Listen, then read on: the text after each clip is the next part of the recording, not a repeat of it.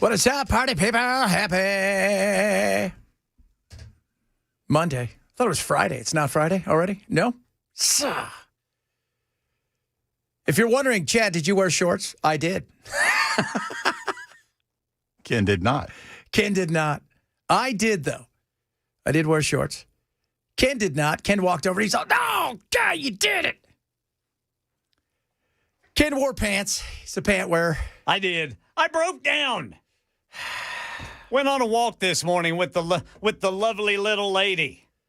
And it was cold. The wind was ferocious. Yeah, it was pretty gross out there. We had to walk strategically. We had to use strategery. Strategery. A little strategery. Had to make sure we were walking, where buildings were blocking the wind. Yeah, it was gross. I just got a thing, alert on my phone that says snow's going to end in a few hours. I'm like, snow? I peeked outside. I haven't seen any snow. Yeah, apparently some of it's not reaching the ground yet, Brother Chad. Well, I am ready for it. It is chilly out there. It's so weird, though. It's like 31, 34 today. And by Friday, we're up in the 70s. Yeah, here it comes, man. I was just... Up and down. That was... took the dogs out today. So I go from one studio over to the apartment, and sure enough, my wife's like, I got to put their jackets on because they're so wussy-ish. How'd little Bowie go?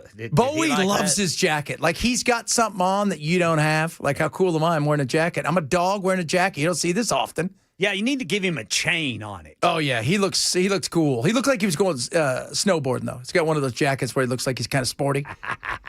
The other dog, he just wants to, he's not bothered. Like, Red's just like, I just want to go. I just want to go. I'm very nervous about what could happen outside. I don't know what's going to happen. I don't know if there are monsters out there. It's possible. Let's just get it done. Let's just get it done. I'm in this. So it was very interesting. But, yeah, Bowie's just, he's very proud, right? Just stands up really high. Look at me walking around in my jacket. I got my jacket on. It's a very cool jacket. So, so today. Yeah. It's going to be chilly again tomorrow, but not as bad as today. Not as bad as today, Brother Chad. Let me see if I can get this temperature run down. Yeah, let's take this run here because I want to make sure we're all good. Come on now. All right, tonight, 23 degrees. Oh! And it's going to be mostly clear, so you know it's going to be cold. Yeah, freezy. Nothing holding in whatever warm air there is. No. 52 tomorrow, sunny and 52. I mean, that's still going to be, crisp. But a crisp 52.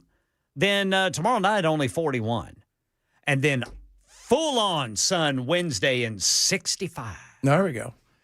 So a 30-degree jump in 2 days. Yes, sir. That is awesome. I love it. I love it. I like the cold. I like seasons. See, this is a good kind of season because we're getting a cold day, but then we're going to be back to warmth over the weekend. We'll be fine.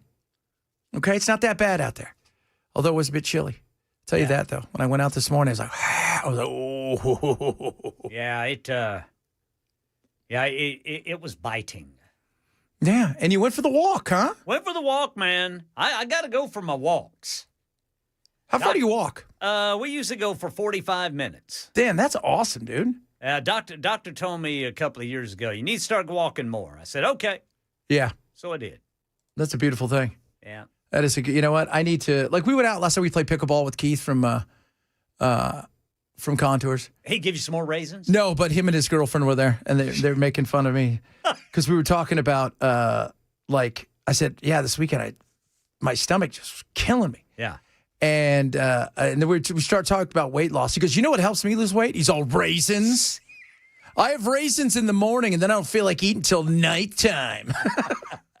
Like, shut up with your raisins. I said, but everybody on the crew would like to know that, like you to know that if you want to get some more oatmeal raisin cookies, yes, sir. Feel free to send them. Feel free to send them here. Sir. Everybody likes the oatmeal raisins. What was the response? They okay. Catherine, by the way, his girlfriend, she's amazing. She goes, I don't like the raisins in my oatmeal cookies, so I eat around the raisins. I said, well, I don't like them in anything, so I eat around them all the time. So let you guys know that. I like them cinnamon raisin bagels, those little baby bagels. Oh, yeah, I got a bunch of them. We got the other one. We didn't even try them, so I'll bring them tomorrow. You can have those. Yes, sir. Thank you. Because my kids are also a little bit like me in this. They like Lily likes her bagels just bagel. Right. And Charlie does not like bagels. Charlie likes candy, noodles. Oh, that Put some noodles on the bagel. Right? Her mayonnaise sandwich she loves. She's like, Mom, I'd like a mayonnaise sandwich. All she wants is mayonnaise. She is her daddy's daughter. I'm like, that's my girl right there. It is Yes, Mayonnaise sir. Monday. So we have everybody keeps asking me, no, the shutdown's not over. Not yet. It's on its way. It's like, it's got to go from here. Then they've got to go back in the Senate and figure out, okay, what's going to be in this thing and blah, blah, blah, blah, blah. Then it goes from there to the House, and then the House has to approve it. Then it goes to Trump. Then Trump signs it, and it's over. Yeah. Right now, you got Speaker Johnson telling the House members to get back to Washington. Oh, that's good. So everybody's got to get back to Washington first. You know what's funny is this is interesting because the thought was if he waits till after the second and Mega Matt Van Epps, who we've asked to come on the show on numerous occasions, wins, then he could offset potentially Grijalva out there in Arizona. But now he's going to have to swear her in. And she would be that 218th vote that would get the Epstein stuff. Yeah. Ooh. See, that's the next thing. That is the next thing. And by the way, she's going around saying, I want a pardon. You ain't getting squat. All right, lady? No chance in hell you should get anything. Oh, talking about Ghislaine Maxwell. Yeah, you ain't getting squat. I want one. I bet you do. Oh, sure. I bet you do. If he gives it to you and a Diddy, man, that is going to be ugly next year. What's the old saying? People in hell want ice water. Yep. Guess what they get? None of it. None of it. I want a pardon. But she's also apparently very happy there. She's much happier than she was in the other prison that was mean to her. We're glad she's doing good and happy in prison. How about nobody shanked her yet? Where's the shanky people? That's different. Probably not in that They one. were in the other prison. They were in the other prison. They were in the other prison. Damn it. The other thing we talk about today, and look, don't get mad at me. I don't want to hear it. I didn't make it up. Apparently, the State Department's guidance for new visas. Have you guys seen this? No. Deny fat people from now on. You're kidding. Nope. President Trump is rejecting visas for fat people. Oh. Directive Thursday from the State Department sent to embassies and consulates around the world indicates that people applying for visas to the United States may be rejected if they have certain medical conditions on the ground of domestic health care resources, including obesity. What about big boned? It doesn't say that. What if you're husky? Yeah, what if you're just husky? Or what if you got like a glandular problem? Yeah, that's right. Asthma, sleep apnea, and high blood pressure. Goodness. I'm trying to figure out how that works. Like, are they going to now? Are all the consulates and embassies going to have like? Are you going to get weighed? Yeah. You're going to have to step on some scales and then get your blood pressure checked? You bring your medical records with you when you apply? Maybe. So they're already so I know this. They're having because you have to go through like, do you have any infectious diseases? Do you have all of the what's it called? The necessary paperwork for your vaccinations. Make sure you're not rabid. But outside of that, this is totally new. I like that. Wow. And I'm going to get yelled at because I talked about it, but it was not me. I didn't make it up. Trump administration was listening to you, Brother Chad. I know. Well, look, the cost again. Last week that was a serious conversation. Yeah. About the cost. Wait a minute. If somebody's traveling international to come to FatCon, this could cause serious problems. Well, I think, Especially if they're the keynote speaker. well, yeah, I know. It's not Zoom big enough. I have to do panorama.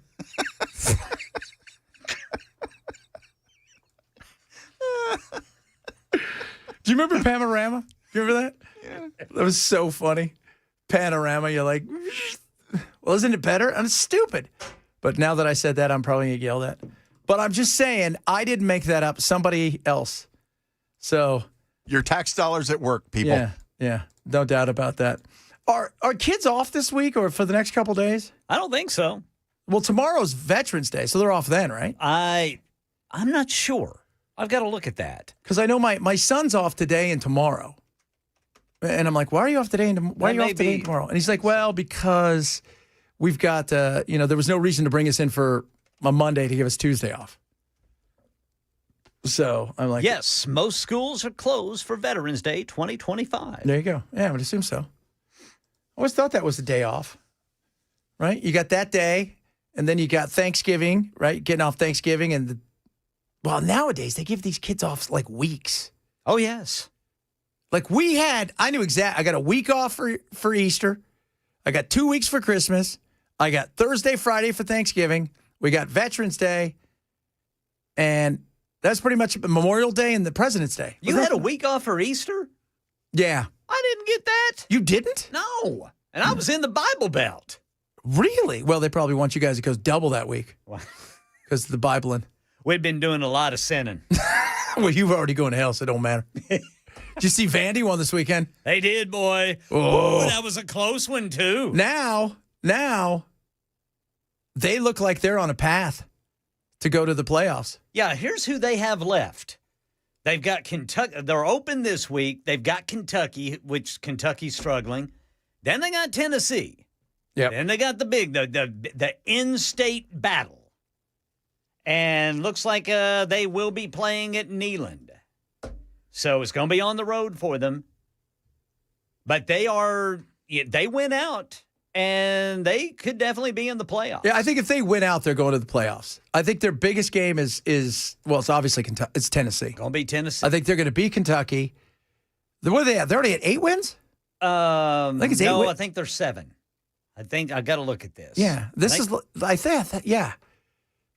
I can't. They were saying the other day, it's like, oh, there's 8 wins or 9 wins, like the first time since like 1941 or something ridiculous. I'm like, wow, this is what happens when you have a smart school. Yeah, the thing a couple of weeks ago was for the first time since the 1940s they were ranked in the top 10. Man, that is insane.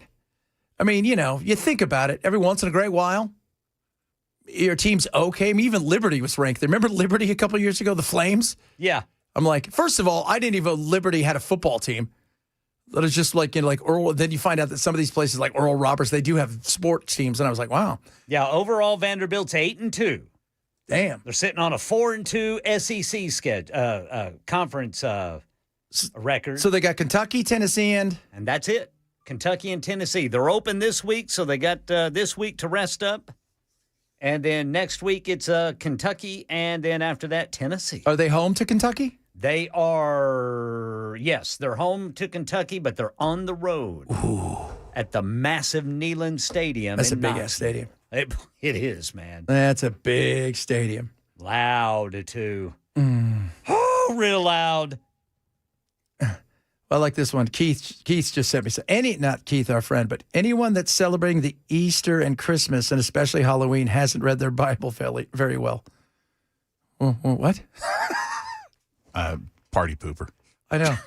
So, why that?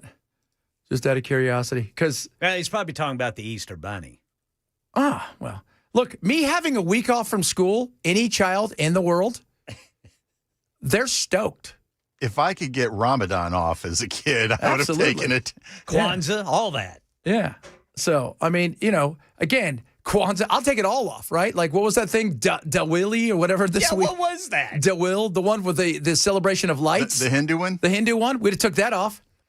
Didn't Trump do that? Yeah. Trump had all the candles set up. This is great. Look at all the candles. Fantastic candles here. Oh, my goodness. So funny. A lot of stuff to get today. More gambling problems in sports. Oh, I saw that, man. Boy, wait till you find out how much money these guys made. What a bunch of just muppets. You guys are idiots. Just absolute clowns. The gays get to stay married. We'll talk about that as well. If you're missing the show, shame on you. Grab the podcast. It is the Chad Benson Show. Super Talk 99.7.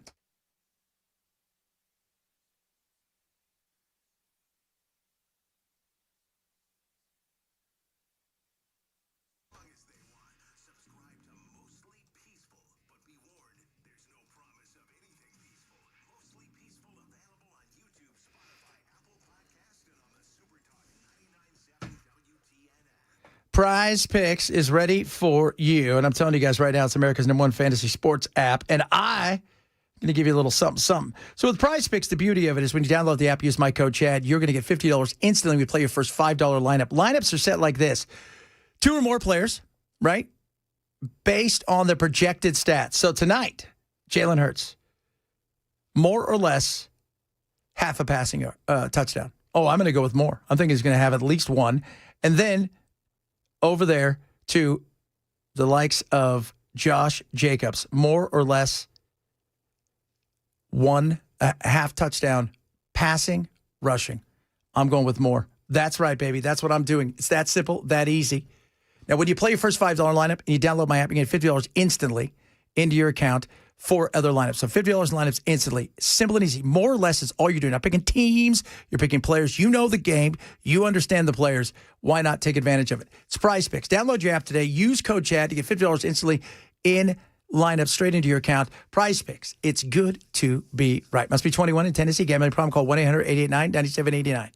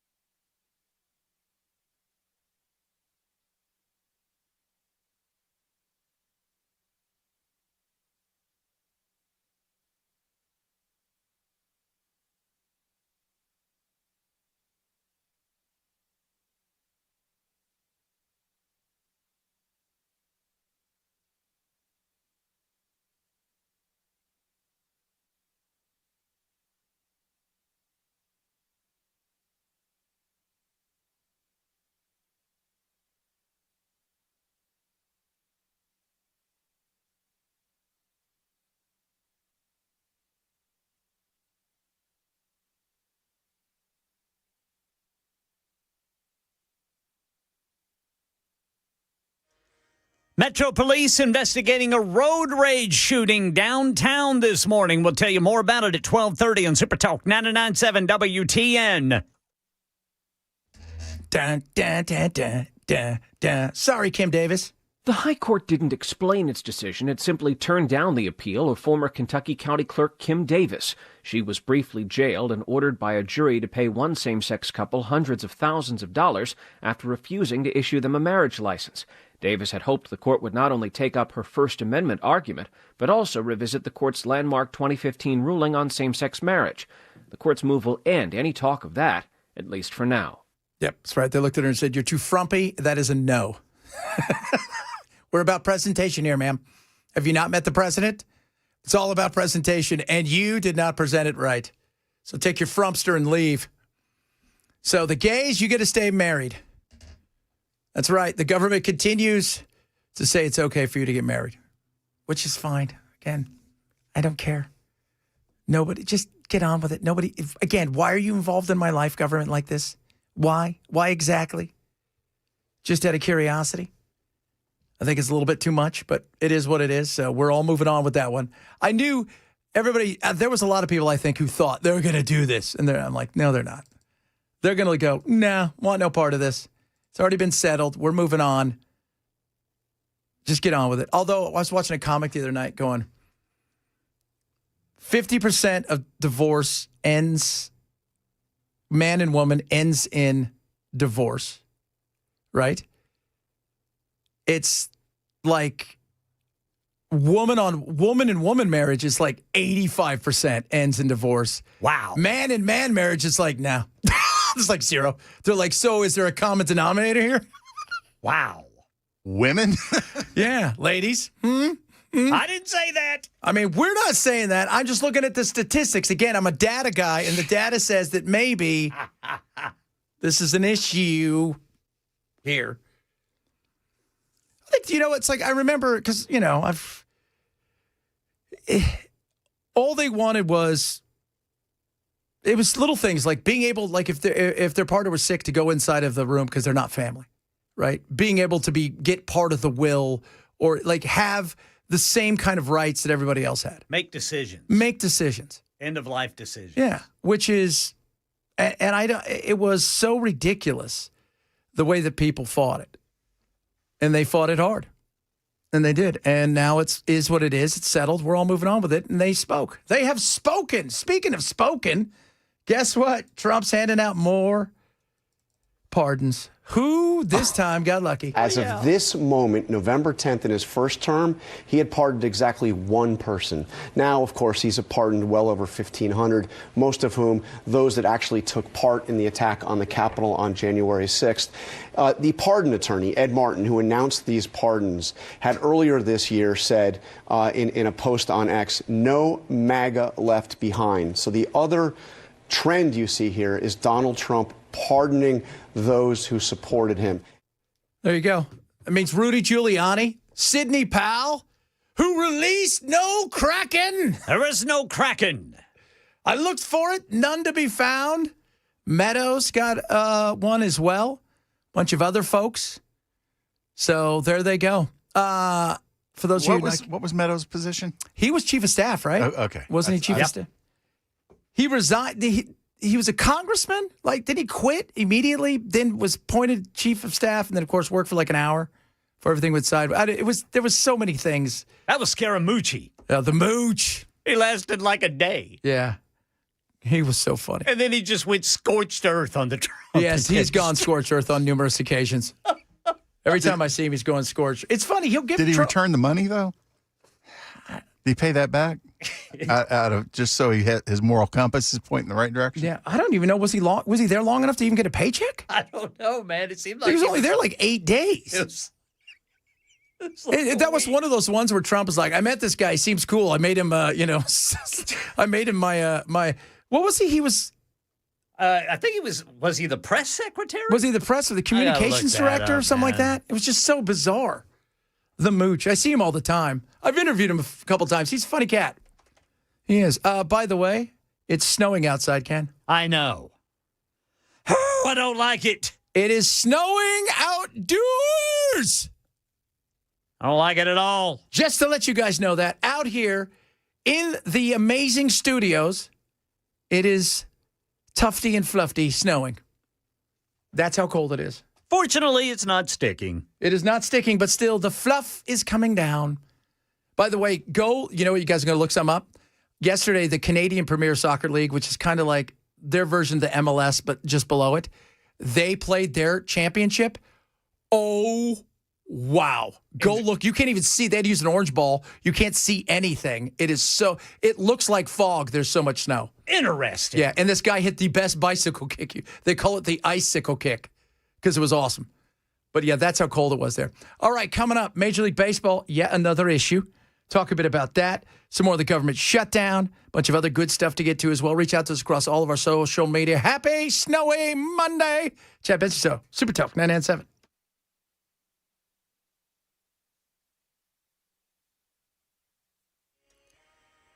I'm Ken Weaver with your top stories. Got the full forecast coming up in 5 minutes. Metro Police investigating a road rage shooting happened outside the Davidson County Criminal Court building downtown this morning. Officers say a woman grazed by a bullet after getting out of her car during an argument with somebody in another car near the Justice A.A. Birch building about 8:40. Initial report this morning is that traffic was backed up at this drop-off spot here in front of the Birch building. Horns were being honked. People were becoming very impatient. Shooter fired from a Dodge Durango, then took off. No description released. The victim's recovering at Vanderbilt as investigators review security video and talk to witnesses. And on the fourth day of government-ordered cuts to airline schedules, hundreds of tens of passengers are facing delays or cancellations. Looks like ABC's Jim Ryan says few people welcome word potential. Boy, this sentence. ABC's Jim Ryan says few people welcome word of a potential end of the government shutdown more than the nation's air traffic controllers. Since the start of the budget impasse, air traffic controllers have received 2 paychecks containing $0. Amy Lark and her husband are both in the business. Having to have those conversations at home with your family, with your kids, explaining that, hey, Christmas might look a little bit different this year. That adds a stress that we've never had to deal with in the past. She says families like hers are juggling personal struggles while maintaining the safety of the flying public. Jim Ryan, ABC News. That's the latest news. Weather is next. I'm Ken Weaver, WTN News.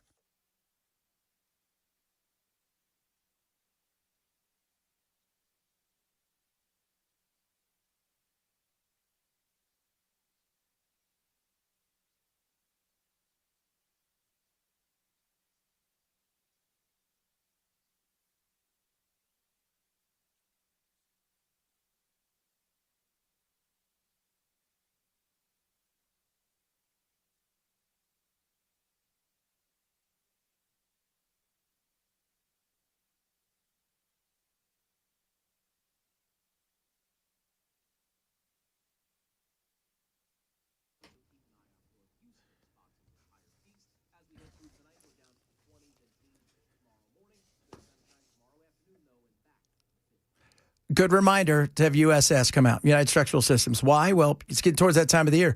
Pipes can start to freeze. You want to make sure everything is okay. USS can give you an inspection absolutely free.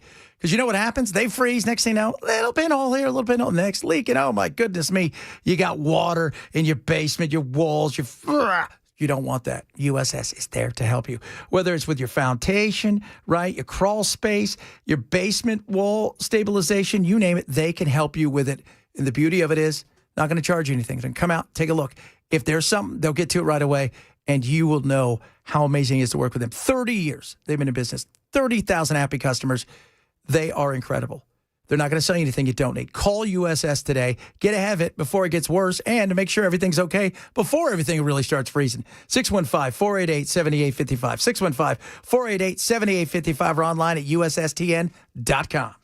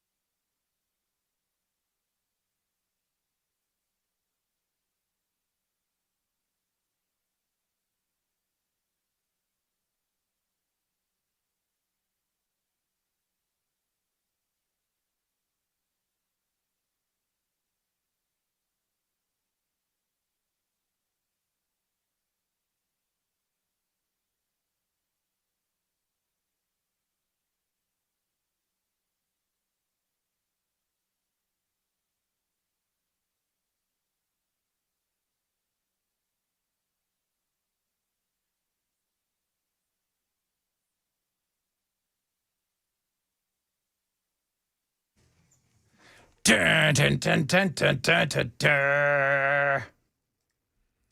Snow outside. I love it.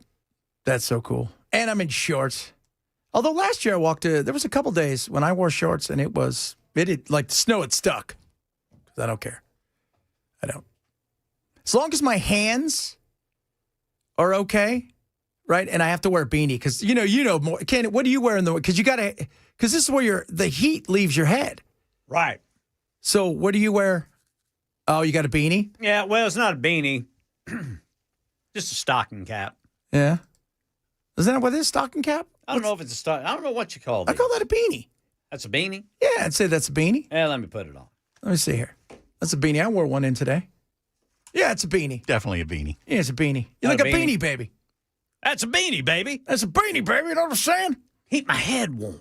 Yeah, because I remember when I'd go out and work out, like, because I'd shave my head periodically, and even when I was younger and playing, and just like your head was steaming, because Yeah. he's like, oh, this is creepy looking. Yeah, but man, I tell you what, we're gonna be 72 over the weekend. That's the craziest thing. That's so crazy. Healthcare. The battle of healthcare is hilarious. First of all, the Republicans gave up nothing. They gave up nothing. They won last week, the Democrats, in a pretty resounding fashion. And then what'd you have? Well, what you had here were people who have nothing to lose. Dick Durbin's retiring. You've got several people who voted to cross the aisle who are just voted in, right? So they're not getting voted out next year. And we know that by the time their time comes up, doesn't matter, right? Because you forgot about this. So they got nothing to worry about. So you got retirements, you got all this stuff. And Tim Kaine, who was one of them who voted, he's in Virginia. Well, what's Virginia? Virginia's full of nothing but federal workers. Those people were screaming, we need to get back to work. Hundreds of thousands. Yeah. So he was just listening to his constituents. Now they're going to argue. So they got nothing. The Democrats got nothing out of this. And they're pissed because there was nothing they could do. Nothing they could do. Tens of millions of Americans are about to experience dramatically increased health care costs. In some cases, their health insurance premiums will increase by $1,000 or $2,000 per year. Yeah, and in some cases, $1,000 a month, $2,000. I've heard from a lot of people. Whose fault's that, though? Is it called Trump care? No. Is it called Republican care? No. Is it called Obamacare? Yes, even though it's the Affordable Care Act, which became unaffordable. Did any Republicans vote for it? Not a one. Not a one did. Right? So you can sit here and talk about, oh, it's the premiums of this and the premiums of that. And but that being said, doesn't mean that Republicans shouldn't deal with it. The American people have now awoken to Trump's health care crisis. Health care is once again at the forefront of people's minds. People now see that premiums are about to skyrocket. They're terrified about how they're going to pay for their insurance. Again, whose fault is it? I think this really shows how tenuous Schumer's grasp on he's the done. Party is. He's done. AOC's been twisting it and she's taken that over. He knows it too. If I'm him, I mean, you're done, dude. You are done. You've got nothing to do right now outside of just trying to hold on to, like you say, tenuously hold on to what you have, but know that you're not going to win. If she runs, you are absolutely destroyed. You are absolutely destroyed. But when it comes to this stuff, when even the Washington Post goes, yeah, this thing failed. We all know it failed. It did. It absolutely failed. Did they mean it to fail?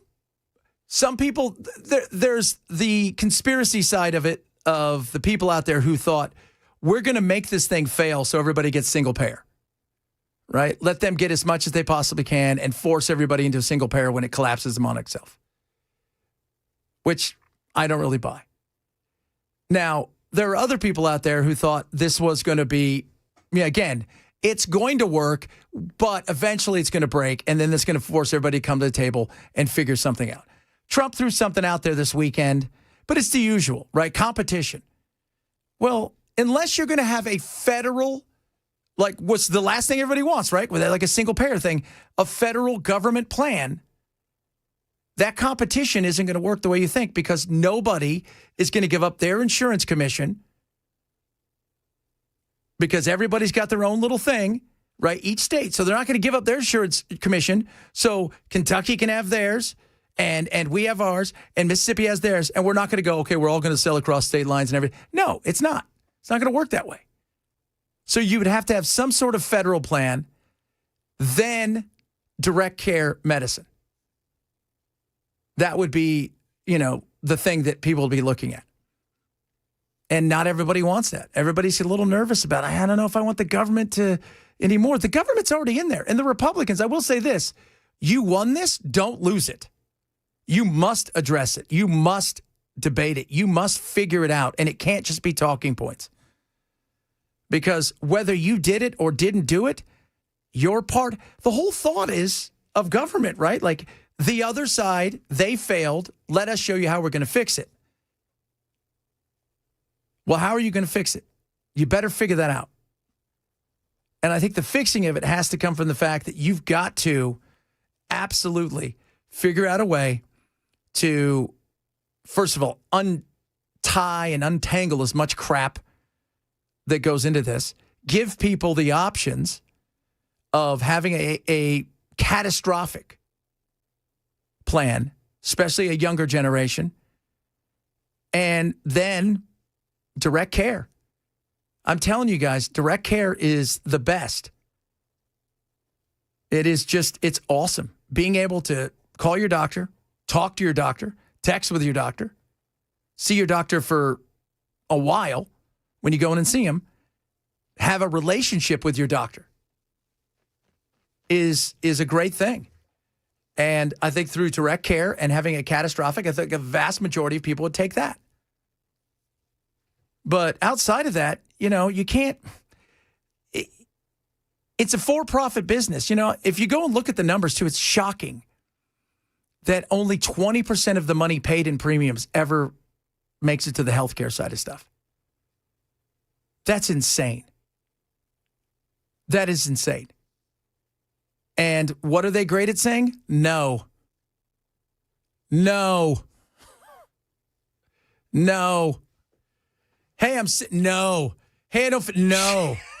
Hey, but no. Excuse me, no. No. No excuse to you, no. That's why people are frustrated. That's why people are pissed. So you mean to tell me I pay all this money, and even though they may say yes at some point in time, they're going to make you go through hell to get to the point where they say yes. Which is also, no. But no. Stop. It's like a dad. Right? No, stop asking. If you ask again, it's over. That's the frustration people have. We spend a lot of money, and what do we get out of it? Not what we need. So Republicans, now's your chance. If you were to fix healthcare, even a little bit, people would be surprised, first of all. But secondly, you win that debate, that's an argument that will keep you in power for a very long time. And you better figure out how to message that, hey, we didn't come up with Obamacare. They did. They were the ones that said, keep your doctors. They're the ones that say it's going to be cheaper. They're all the ones who said this, not us. But you can't say they broke it and we're not going to do anything about it, because that is not the place you need to be either. People are looking to make sure that, hey, you guys, government, you made the mess. You guys all have to clean it up. And that includes you Republicans getting involved and figuring it out. Meanwhile, for those of you not keeping score, there's some issues in sports. According to a federal indictment, when the Guardians played the Mets in 2023, Clase told bettors his pitch would be faster than 94.95 miles per hour. Better I and several of the bettors won approximately $27,000, wagering that exact throw. Then as recently as June 27th of this year, The indictment alleges Clase and Ortiz collaborated on an alleged plot for Ortiz to throw a ball for his first pitch in the third inning against the St. Louis Cardinals, all in exchange for $7,000 from a bettor. 12 grand between the two, these idiots? 12 grand? 12 grand? And now they're facing decades in prison? And lifetime suspension in baseball, even if they don't get prison time. And one of the guys was texting before he went to the mound. He's texting back and forth with one of the people that ended up doing this. The hell is wrong with you? I shouldn't be shocked. So the guy, Klasura, he was making, I think he's making $4 million a year. The other guy, he was on league minimum, like $800 grand. And you got 7 and 5. That's what you got between the two of you, $12,000. You didn't get $12 million. You didn't get something where you got 7 and 5. It's like committing armed robbery at a bank and leaving with $500 and then going to jail for 15 years and a $10,000 fine. Yeah. Yeah. You can you believe that? Why again? What was the appeal? I mean, did they hold your family? Like, look, could I see in some of these countries, like, I mean, once a year we hear about a Major League Baseball player or soccer player's family getting kidnapped. They're being held hostage. Okay. Maybe you go, okay. No, you guys did it for 7 and 5 grand. $12,000. What a bunch of idiots. I'm absolutely, I shouldn't be shocked. I mean, and it's not like you're in the minors and you're living off top ramen. You have to share the top ramen with somebody. No, this was 7 and 12 and 5 grand for a total of 12. For guys making, what, a couple of $1,000 a month? Wow. That's you do wonder, right? You think to yourself, how did you get to be so stupid? How did you? And like you said, they're facing real time too. They didn't finish college, apparently. No, they did not. They did not finish college. I don't think they finished much of anything. What they're going to finish soon, though, is their baseball career. They may be the best pitcher incarcerated. Coming up. 50 years ago, something happened. We're going to talk about that, among other things. Reach out to us across all of our social media. Love texting. You got some text message from you guys as well. It's snowing outside, just to let you guys know. Snowing here at the studios. Chad Benson Show, Super Talk, 99.7.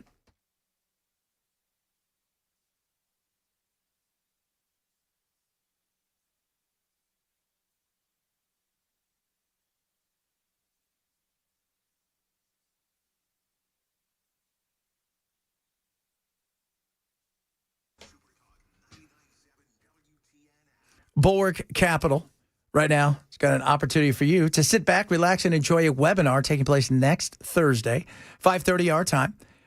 It is their review preview webinar. You can sign up at knowyourriskpodcast.com. They can talk about the impact of AI, what it's having on the market. They're going to look forward to 2026 and how critical Bulwark's deployment of what they call value investing is to retirement portfolios and investments. And it's a full reveal of what it is they do. Lower risk, lower cost, lower volatility. And how can they give you the most upside potential? They invest globally, which I love. So you can register now for the review preview webinar. It is next Thursday, the 20th at 5:30. Schedule now at knowyourriskpodcast.com. That's knowyourriskpodcast.com for the review preview webinar from our friends over at Bulwark Capital Management. Investment advisory service offered through Trek Financial LLC, an SEC registered investment advisor. Invest involved risk, not a guarantee. Past performance doesn't guarantee future results. Trek 25338.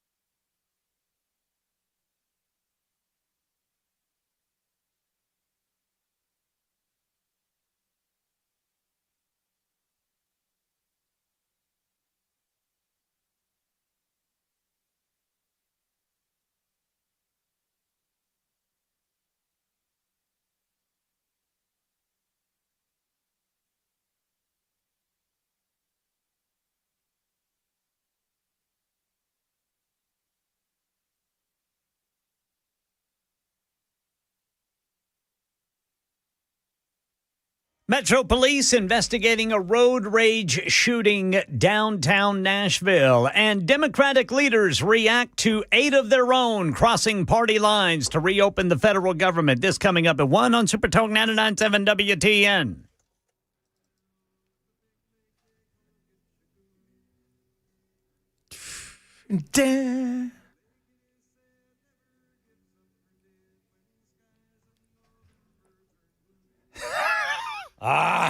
Gordon Lightfoot.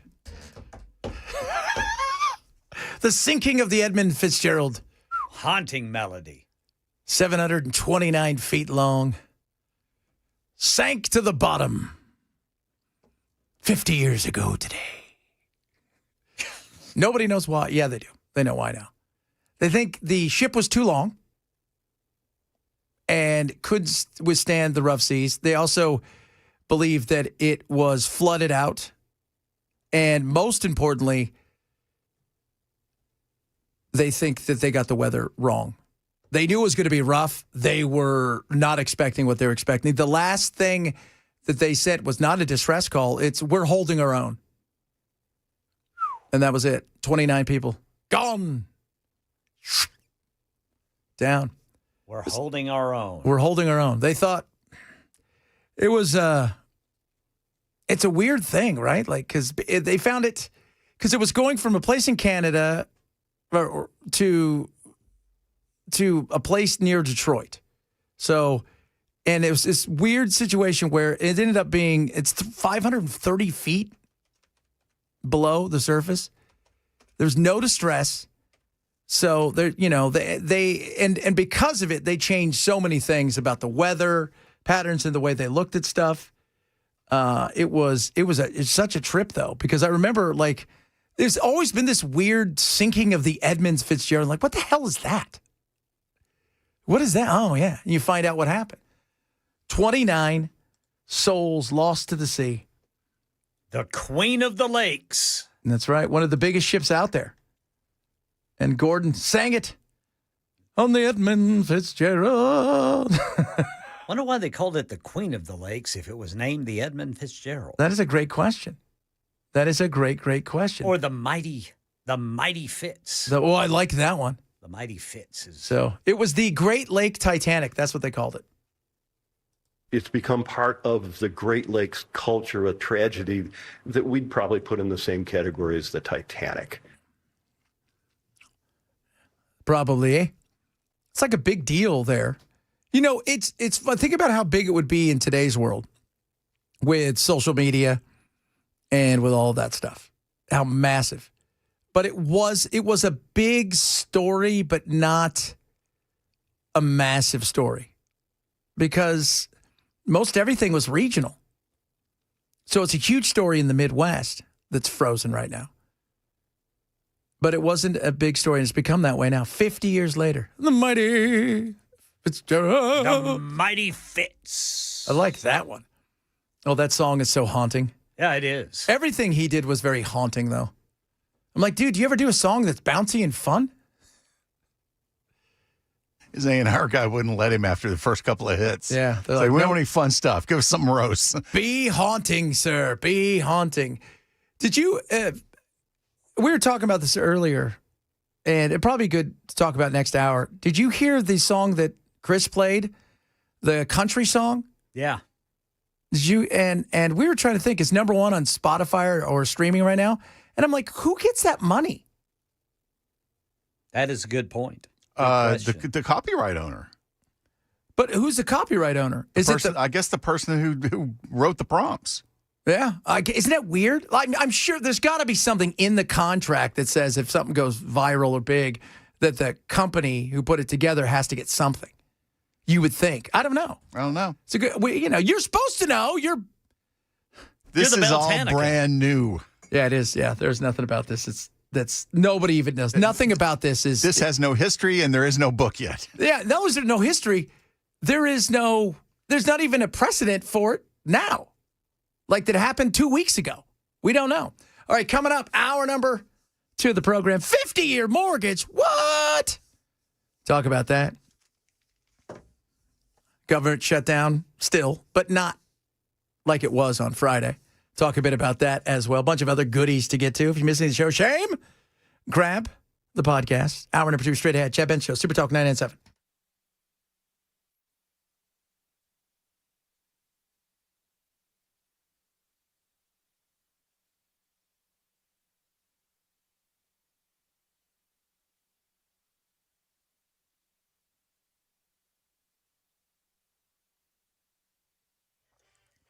One o'clock on the dot. I'm Ken Weaver with your top stories. Got the full forecast coming up in 5 minutes. Right now in Nashville, police are investigating a road rage shooting downtown. Officers responded to the Davidson County Criminal Court building just after 8:30 this morning after a woman in her 50s was grazed by a bullet getting out of a car during an argument with people in another car at the roundabout. Metro PD spokesperson Don Aaron says the shooter took off, but they'll get him. We have some good information about the vehicle involved. As you can see with that overhang over that bridge there are cameras around on buildings, on the overpass there, and we have good information on who may be responsible. We're following up on that now. Yeah, the shooter fired from a Dodge Durango that then sped away. Chuck Schumer, he's not placing direct blame on the 8 Democrats in the U.S. Senate who crossed party lines to reopen the federal government. The American people have now awoken to Trump's health care crisis. Health care is once again at the forefront of people's minds. People now see that premiums are about to skyrocket. They're terrified about how they're going to pay for their insurance. And top Democrat in the House, Hakeem Jeffries. Well, I don't have much to say about those individuals, and they're going to have to explain themselves to their constituents and to the American people. I certainly believe that Senate Democrats, the overwhelming majority of Senate Democrats, led by Chuck Schumer, have waged a valiant fight over the last 7 weeks. Well, the shutdown's been snarling air travel across the country, prompting President Trump to threaten to replace the air traffic controllers who haven't shown up to work due to furloughs. But ABC's Sam Sweeney says that's not as easy as you might think to replace controllers. It's incredibly difficult to become an air traffic controller. In 2022, more than 50,000 people applied to be air traffic controllers. Just 2,000 qualified to show up to the academy in Oklahoma City, but only 1,000 were there on the first day of the class. Just 70% of those people will make it onto the field training portion of air traffic control training. And from that, just 60% of people will make it through the 3 to 4 year program to become an air traffic controller. Federal health officials touting the FDA's decision today to remove the black box warning label from hormone replacement therapy drugs used for menopause. Dr. Alicia Jackson, Director for the Health and Human Services Advanced Research Project Agency. The science is clear. Hormone therapy is safe and effective, and it is hugely beneficial to the vast majority of women when properly timed. When a woman goes through menopause, she becomes 2 to 3 times more likely to develop Alzheimer's than a man. Federal officials say, according to a survey of patients, almost a third of women did not use HRT due to this black box warning. That's the latest news. Weather's next. I'm Ken Weaver, WTN News.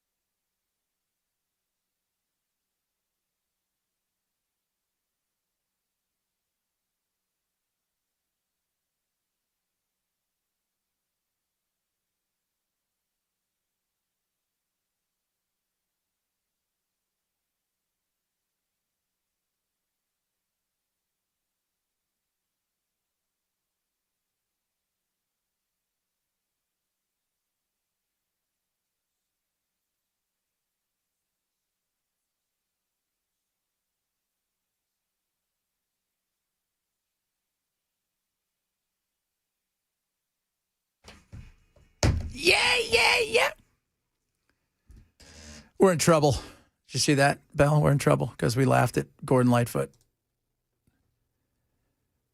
What? Yeah, we laughed at Gordon Lightfoot. So, and now we've been called sick because we laughed at Gordon Lightfoot and the sinking of the. We didn't laugh at the sinking of the Edmund Fitzgerald. We laughed at Gordon's melody lines. Yeah, because he's so morose in everything he does. Yeah. That's what we laughed at. No, you can't laugh at. Yes, I can. Yeah. Actually, here's the deal. I laugh at stuff that's sick all the time. Why? Because I had a horrible life, and guess what comedians do? Sometimes we find humor in stuff that other people don't find humor in. Yeah, and I'll be laughing at it more now because of this. Yeah. In fact, I'm gonna open that video when I get home tonight. I'm just gonna put it on repeat, and I'm gonna laugh at it the whole time. Because it's Edmund. You're in trouble too, Ken. Why? Because you laughed at when we laughed at Gordon Lightfoot's moroseness. Oh. And so we've been told we're sick. He is kind of morose. Yeah, he's totally morose. And it's kind of like what Bill said, too. They told him, look, dude, you got a hit doing this. You got to keep it up. Yeah, can you be sad all the time? It was like the Goo Goo Dolls. You know, the Goo Goo Dolls started out on Metal Blade Records as a metal band. Really? Then they got up to the point where Johnny was writing some acoustic songs, and their A&R guy went, guess what you are now? You're a hit maker. And the metal goes away. Interesting. Right. You're costing us money. We need you to make us money. Get your butt in there. Put some gel in your hair. Take some of the poof out, right? And give me a reason to love you. Whatever the song is. And yeah, Gordon, like, go listen to his stuff. Oh, God. It's just so... If you could read my mind. What a thought about a ghost in a wishing well? Is that what that was? Yeah. Wasn't that him? Wasn't he ghosting in the wishing well? He did have Carefree Highway. I like that. That was kind of a chipper song. That was the most chipper song he had. Carefree Highway. Even though it was still kind of sad. Yes. Yeah. It's like he was upset at being carefree. Yeah. Yeah, I know. I have no class, no manners. I'm sure my grandparents are proud. No, they're dead, so I don't know what they are. Oh, goodness. Right? I'd have to ask them. You guys have a Ouija board? Man, I got one in my locker in the kitchen. Oh. You guys are classless. Oh, he's turned off WTN for the day. No, sir, no. What do we do? I'm going to go listen to Hannity. He's going to tell me about a reverse mortgage. It's just, some people are just so sensitive. They are. We mentioned Christmas earlier, and somebody's like, you guys are pagans. We're like, what? Because I had a week off for Christmas? I'm a pagan? Or no, because you celebrate Christmas, you're a pagan. Whatever. Good God. How are people so uptight? I think we're going to get up to heaven, and first of all, you're going to find out, oh, my God, he's here. What am I doing here? He thinks I'm funny, so there's that. And secondly, he thinks you were too uptight. A little judgy. The phrase lighten up Francis has never been more appropriate. Lighten up Francis. Great movie. Oh, my Lord. I did watch him. By the way, our just a reminder, guys, and we'll make an announcement probably next week or so. Yeah. We're a vast way through our amazing presentation of our version of Chadmark, which is like Hallmark. Yeah. Christmas extravaganza. And we were going to hold some. Yes, sir. Auditions to maybe bring some listeners on to be a part of the extravaganza. Yes, sir. So be prepared for that. I watched 3 this weekend, I think. I'm unstoppable. That's all I got to say. I'm unstoppable. I got to figure out how I'm going to watch those Hallmark Christmas movies without YouTube TV. Because I got rid of my YouTube TV. Why? Because, man, they keep wanting more money, more and more money. And then they're in the fight. What is it, like $80 a month now? We're paying closer to $100. Yeah, and they're in the fight right now because Disney and ABC. Yeah, so I just went ahead and I'm just buying, I'm buying ESPN Direct now. Oh, how do you do that? Do you have Hulu? $30 a month. Hulu has ESPN. Yeah, but my wife, she wanted a bundle that's more along her tastes. Oh, okay. Like, so she got Disney. It's Disney, Hulu, and Max. Okay. Speaking of which, HBO's like they're showing football games now. Yes. They were showing Big 12 football Saturday. Hey, I'm going to tell you guys right now. The sports is the only thing that people care about when it comes to the modern day bidding on stuff. Yes. Like old shows like Seinfeld and stuff, that's huge. But that's comfort food. People want the comfort food. But the rest of it in modern times, nobody cares. You have to have a hit show for 10 years. Well, remember like a couple of months ago, we were talking about how much money Gunsmoke still makes in syndication? Wow. Yeah. Was it? Yeah, the Gunsmoke makes. It was ridiculous. And it was the number one show like in March or April. Really? Yeah, in the daytime. It was like the number one show. Well, it makes so much. People like comfort food. They like stuff they can have on in the background. That's me. And they could play on their phone or look at stuff, and they know exactly what's coming. And it brings them to its memories. And sports is the other thing we all like to do together live. Yeah, the only reason I had YouTube TV was for football. And now that my team is in the SEC, I can get everything I want on ESPN. So I'm golden. I'm saving money. Do it, baby. Do it. Woo! Yeah, so today I got Great America. I've got Hallmark. Okay. And so I will be, sometimes I'm too Christmas in it, right? On the computer and on my TV. What? Too Christmas. What? So surely Roku has like a version of Hallmark. Yeah, they all kind of do. They all have something. So, but and Hallmark realizes how big this is. I mean, it's... No, they do. If Elvis was alive today, he would be in deep trouble. Because, in the TV room, he had 3 TVs, so he could watch all 3 networks at the same time. All 3. He'd have to have 5,000. Yeah, he wouldn't get away with that now.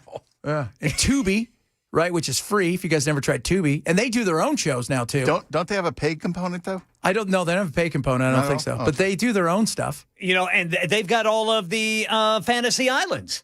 Mr. Rourke and Hervé Villechaize. I was watching a behind-the-scenes thing the other day. I don't know how it came on about Hervé Villechaize. What a pain in the ass he was. I did the same thing. He got to be a little too big for his britches. And at 2 feet tall, that's kind of tough.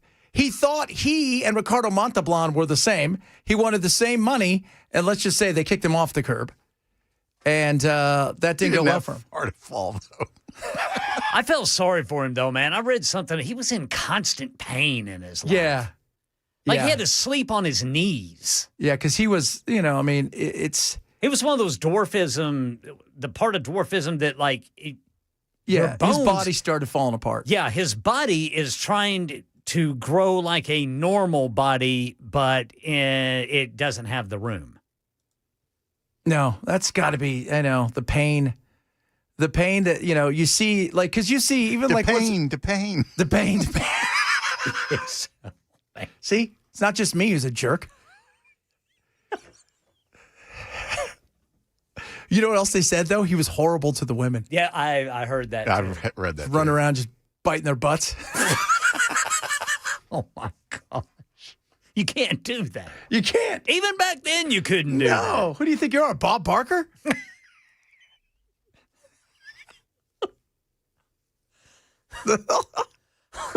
Richard Dawson? Oh, Richard was great, man. He'd start Frenching all the women. Top 5 answers on the board. Your daughter's hot. Well, he married a contestant. He was awesome, though. That guy was the best. Man, I meant to send this to you boys. I was scrolling through TikTok last night, and I saw a video of the current family, what's the show? Family Feud.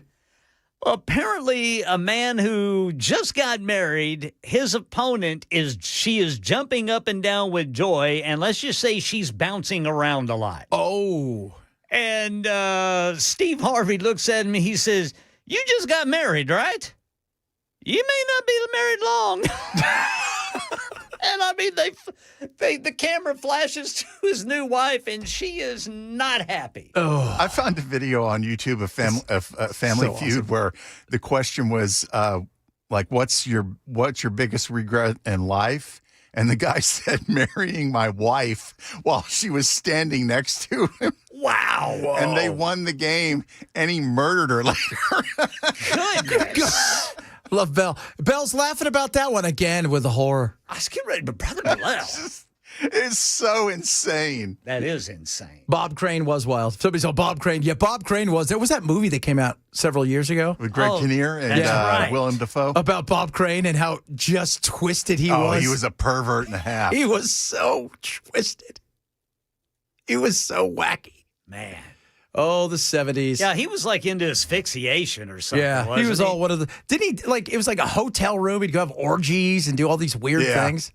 strange. Cocaine. He always, and when he was doing these dinner theater tours, he would always take his video equipment out with him, Yes. have it set up in the bedroom in case he got a girl back to the hotel. Never know, just in case. Goodness me. And here we are. We could be talking about the government shutdown.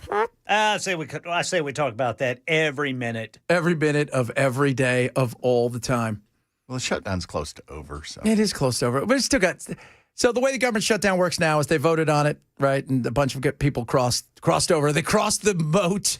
They got those 5 votes they were waiting for. So now they're good to go. Now what happens is it has to go back to the Senate floor. They'll debate on what goes in this thing. And then it goes down to the House. Then the House will pass it. Then Trump will sign it. And then We'll be right back where we were at the end of the year. yeah. And then, yeah, the third, because this only goes to the 31st of January. Right. So this is not, remember, this is a continuing resolution. This is not a full budget. They just kick the can. And in early December, in theory, they're supposed to debate on the floor on how they get the prices down of Obamacare and change it and kick it to the curb and start something fresh and new, which I don't know what the Republicans are going to do. Because this will be in their situation it'll be now on them, you know, as being a helper. It's got to be the Democrats too, but this is now going to be theirs. So what do? Now's your chance, guys. Now's your chance. Just shows the riff in the Democratic Party, man. Yeah. These were all establishment. I don't think they were the progressives. No, I don't think Tim Kaine is a progressive. No, he's not. None of these people are progressive. Dick Durbin's not a progressive. No, he's old. He's retiring, though. That's the other thing. None of these people have anything to lose. He's retiring. He's like, whatever. Whatever. We need to get back to work. Tim Kaine's like, most of my constituents all work for the government. Yes. So they want to get back. 2 people in Nevada, which is kind of a purple state, they were over this, and they're having struggles. They wanted to get back. And then you go and look. Fetterman, of course, he's tired of it. He thinks everything that's going on. Well, he's been voting with the Republicans all because he along, thinks they're childish. He thinks both sides are childish, which, by the way, I admire. That's why he's my spirit animal. Bob Crane, yes, was found dead in Scottsdale doing kinky blank in a hotel. And it amazes me to this day that they still haven't formally solved that case. Really? I don't think, did they even really try hard? Well, they made a lot of goofs when they were collecting evidence, and there was a lot of stuff going on. That was a whole weird thing. That whole thing was bizarre. Hey, you know what show I'm watching right now? What? Death by Lightning. Death by Lightning. That is, we got to talk a little bit about that. Is that on the Discovery Channel? No. When it comes back, I'm going to tell you, it is absolutely amazing. It's Comedy Central. No, it's not even Comedy Central. It is incredible. We'll talk a little bit about that. Got some other good stuff on the way, too. Plus, BBC, Jack the Pooch. Talk about that. Was not a good move. What we doing there? Right, all right. Chad Benson Show, Super Talk 99.7.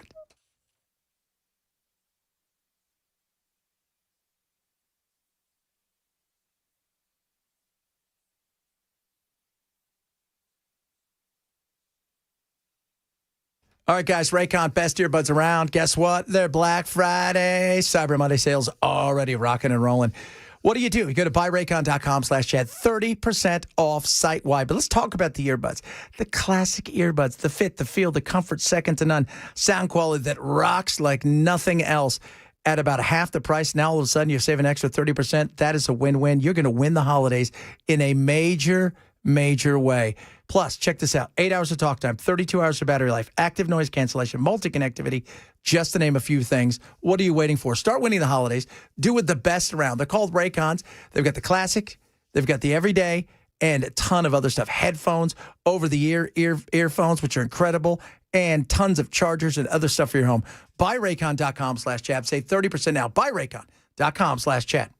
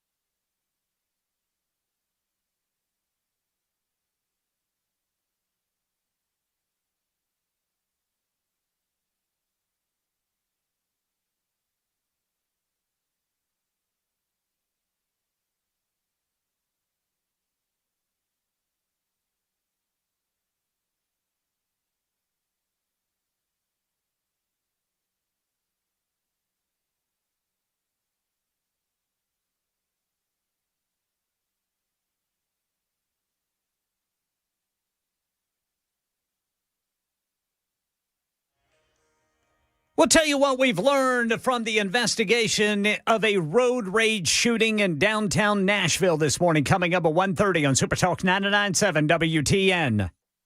Well, I don't have much to say about those individuals, and they're going to have to explain themselves to their constituents and to the American people. I certainly believe that Senate Democrats, the overwhelming majority of Senate Democrats, led by Chuck Schumer, have waged a valiant fight over the last 7 weeks. And then they won last Tuesday, and by Sunday night, it was for naught. They're done. Done! By the way, the people that crossed over, they have nothing to lose. Their constituents are fine with it, and they'll forget about it in a week because we have an attention span of a gnat. What do you think pushed them over, man? I think the biggest thing was, yeah, for some of them was their constituents. For others, it's their retiring. And I think they look at this as this is all about power, not about the people. The people are suffering. And when you're done, you know, how many times you see this in a politician who says they're going to retire and they're on, they're already, their foot's out the door. They're just waiting. They'll say things and act a way that you think most of them really think, but are afraid to say. And I think that's a lot of it too. I think they're looking, going, this is hurting our nation. We're getting ready. Would this have been different in May? Maybe, but because we've got the holidays here, people are struggling. They're seeing the SNAP benefits. I think was a huge part of it. And then I think this weekend, the flying was a disaster for a lot of people. It was. So I think that, knowing that you're not going to get voted out because of this gives you some safety. There was a regional airlines in Hawaii that went into bankruptcy because of the reduction in flights. Yeah. They were kind of on the edge anyway. So I'm like I told you out before the show, I guarantee you that the airline lobby went in there and was like, get this fixed. Oh, absolutely. Absolutely. And there's also, if you watched the air traffic control folks, their head, who's been out there every day talking about this, what a nightmare this has become, that really put a hurting on them.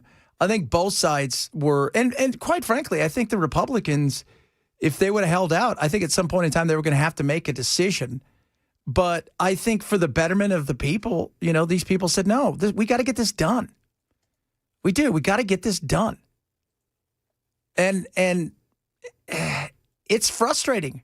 I think if you'd asked a lot of Republicans, if they would have took Chuck Schumer's, knowing they couldn't be in trouble for it, Trump wasn't going to come after him. Yeah. I think a lot of them would have said, yeah, they took whatever Chuck gave on Friday to get this done. But because it's about the power, very rarely about the people, I think that was I think we got some people who weren't really worried about being voted out, and because they won last year, and the other ones are all retiring. So you know what? We're moving on. Still not over. Okay, so the show I'm watching, guys. Yeah. Death by Lightning. Death by Lightning. It's about James Garfield and his assassination. From Rockford File? Oh. No, not that James Garfield. So, remember, he was the 20th president, and it's an amazing watch. It's got, Michael Shannon, who's awesome in it. Oh, yeah. I freaking love Michael Shannon. It's got Betty Gilpin, Bradley Whitford is in it. Nick Offerman is in it. Nick Offerman plays Chester A. Arthur, his vice president. That's a good cast. And he goes to give a speech, right, for somebody to be the nominee, right? And this is the big battle that's going on between Grant and all of these people who's going to be the nominee. And his speech is so electric, it goes through 35 votes to see who's going to be the nomination. And he ends up being the nomination, and that was not his jam. And he wouldn't even go and actually go out and campaign. He went home, said, I'm going to campaign for my front lawn. But he was Biden before Biden. Yeah, the thing about him that's interesting is it's about him and this guy named Charles Guteau, who is this loser hanger-oner who only wants, he's a shyster. He's everything he touches fails. And he's the guy who's the assassin. And it's just how their paths cross, how he's trying in every way, shape, or form to become something. But it's so amazing. And Michael Shannon's just incredible. And so is, by the way, Nick Offerman's hilarious in this. Because Chester Arthur, if you guys know anything about him, he was the guy they would send in to break up the unions. He would fight every night. He had hookers. His wife had died. He just didn't care. He was a drunk. I was watching a video on YouTube last night about different ways that the presidents died.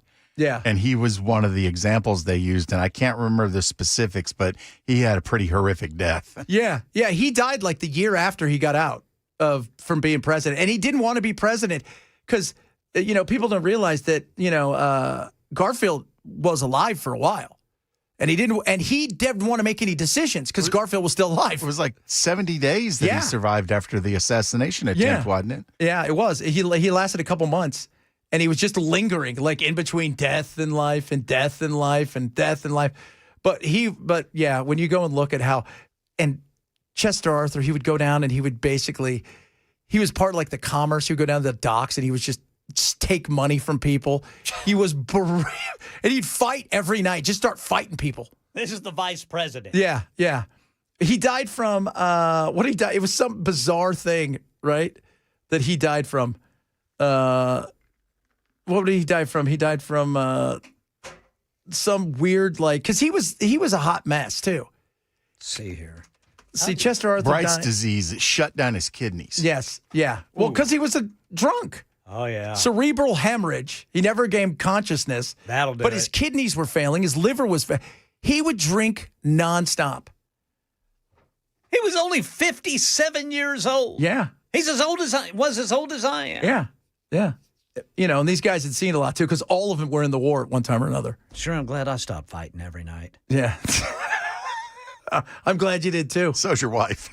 Yeah. Yeah, I'm glad you are, too. And they all look like they were 106 back then. Man, you got to watch it just for the outfits and the giant facial hair they all had. I would be in a movie like this just for the outfits. By the way, Garfield was only 49 when he died.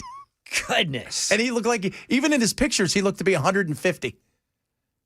That was rough living back then, man. Rough living back then. All right, coming up, BBC, as I said earlier, Jack the Pooch on this one. Sorry about that, Mr. President. We'll talk a bit about that, among other things. You can text us, tweet at us, do all the things. This is the Chad Benson Show, Super Talk 99.7.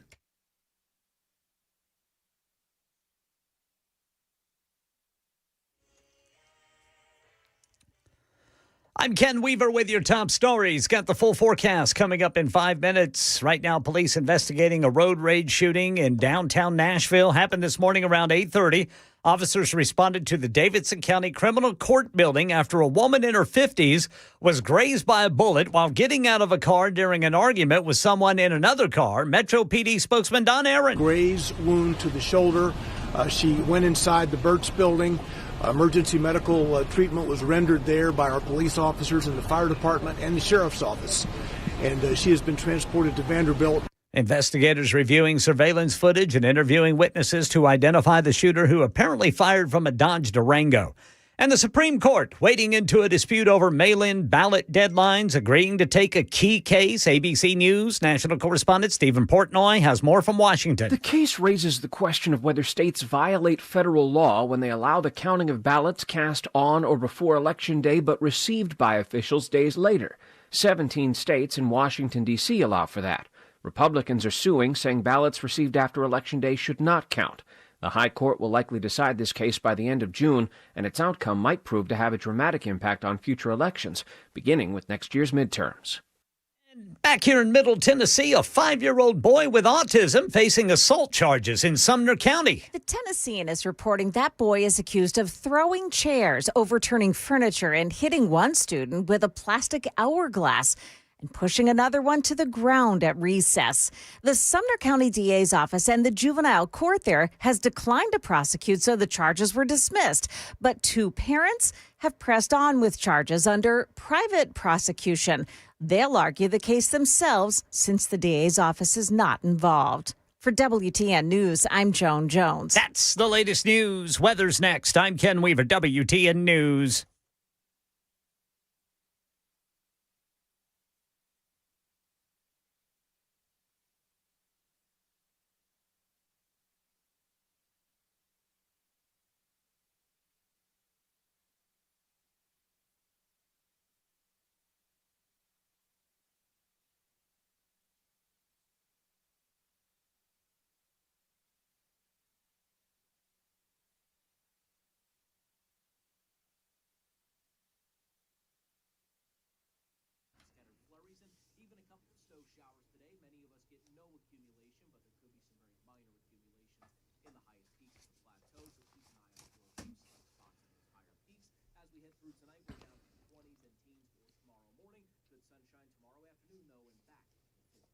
Speaking of your back, want to make sure it's good?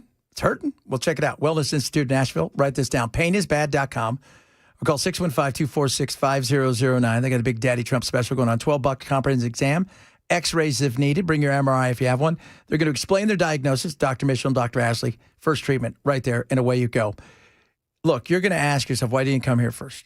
Why? Because you've probably tried a lot of other things. You're thinking about surgery. There is no surgery. There's no spinal injections, no painkillers. If you have back and neck pain, sciatica, slip and bulging disc, herniated disc, you've got something wrong.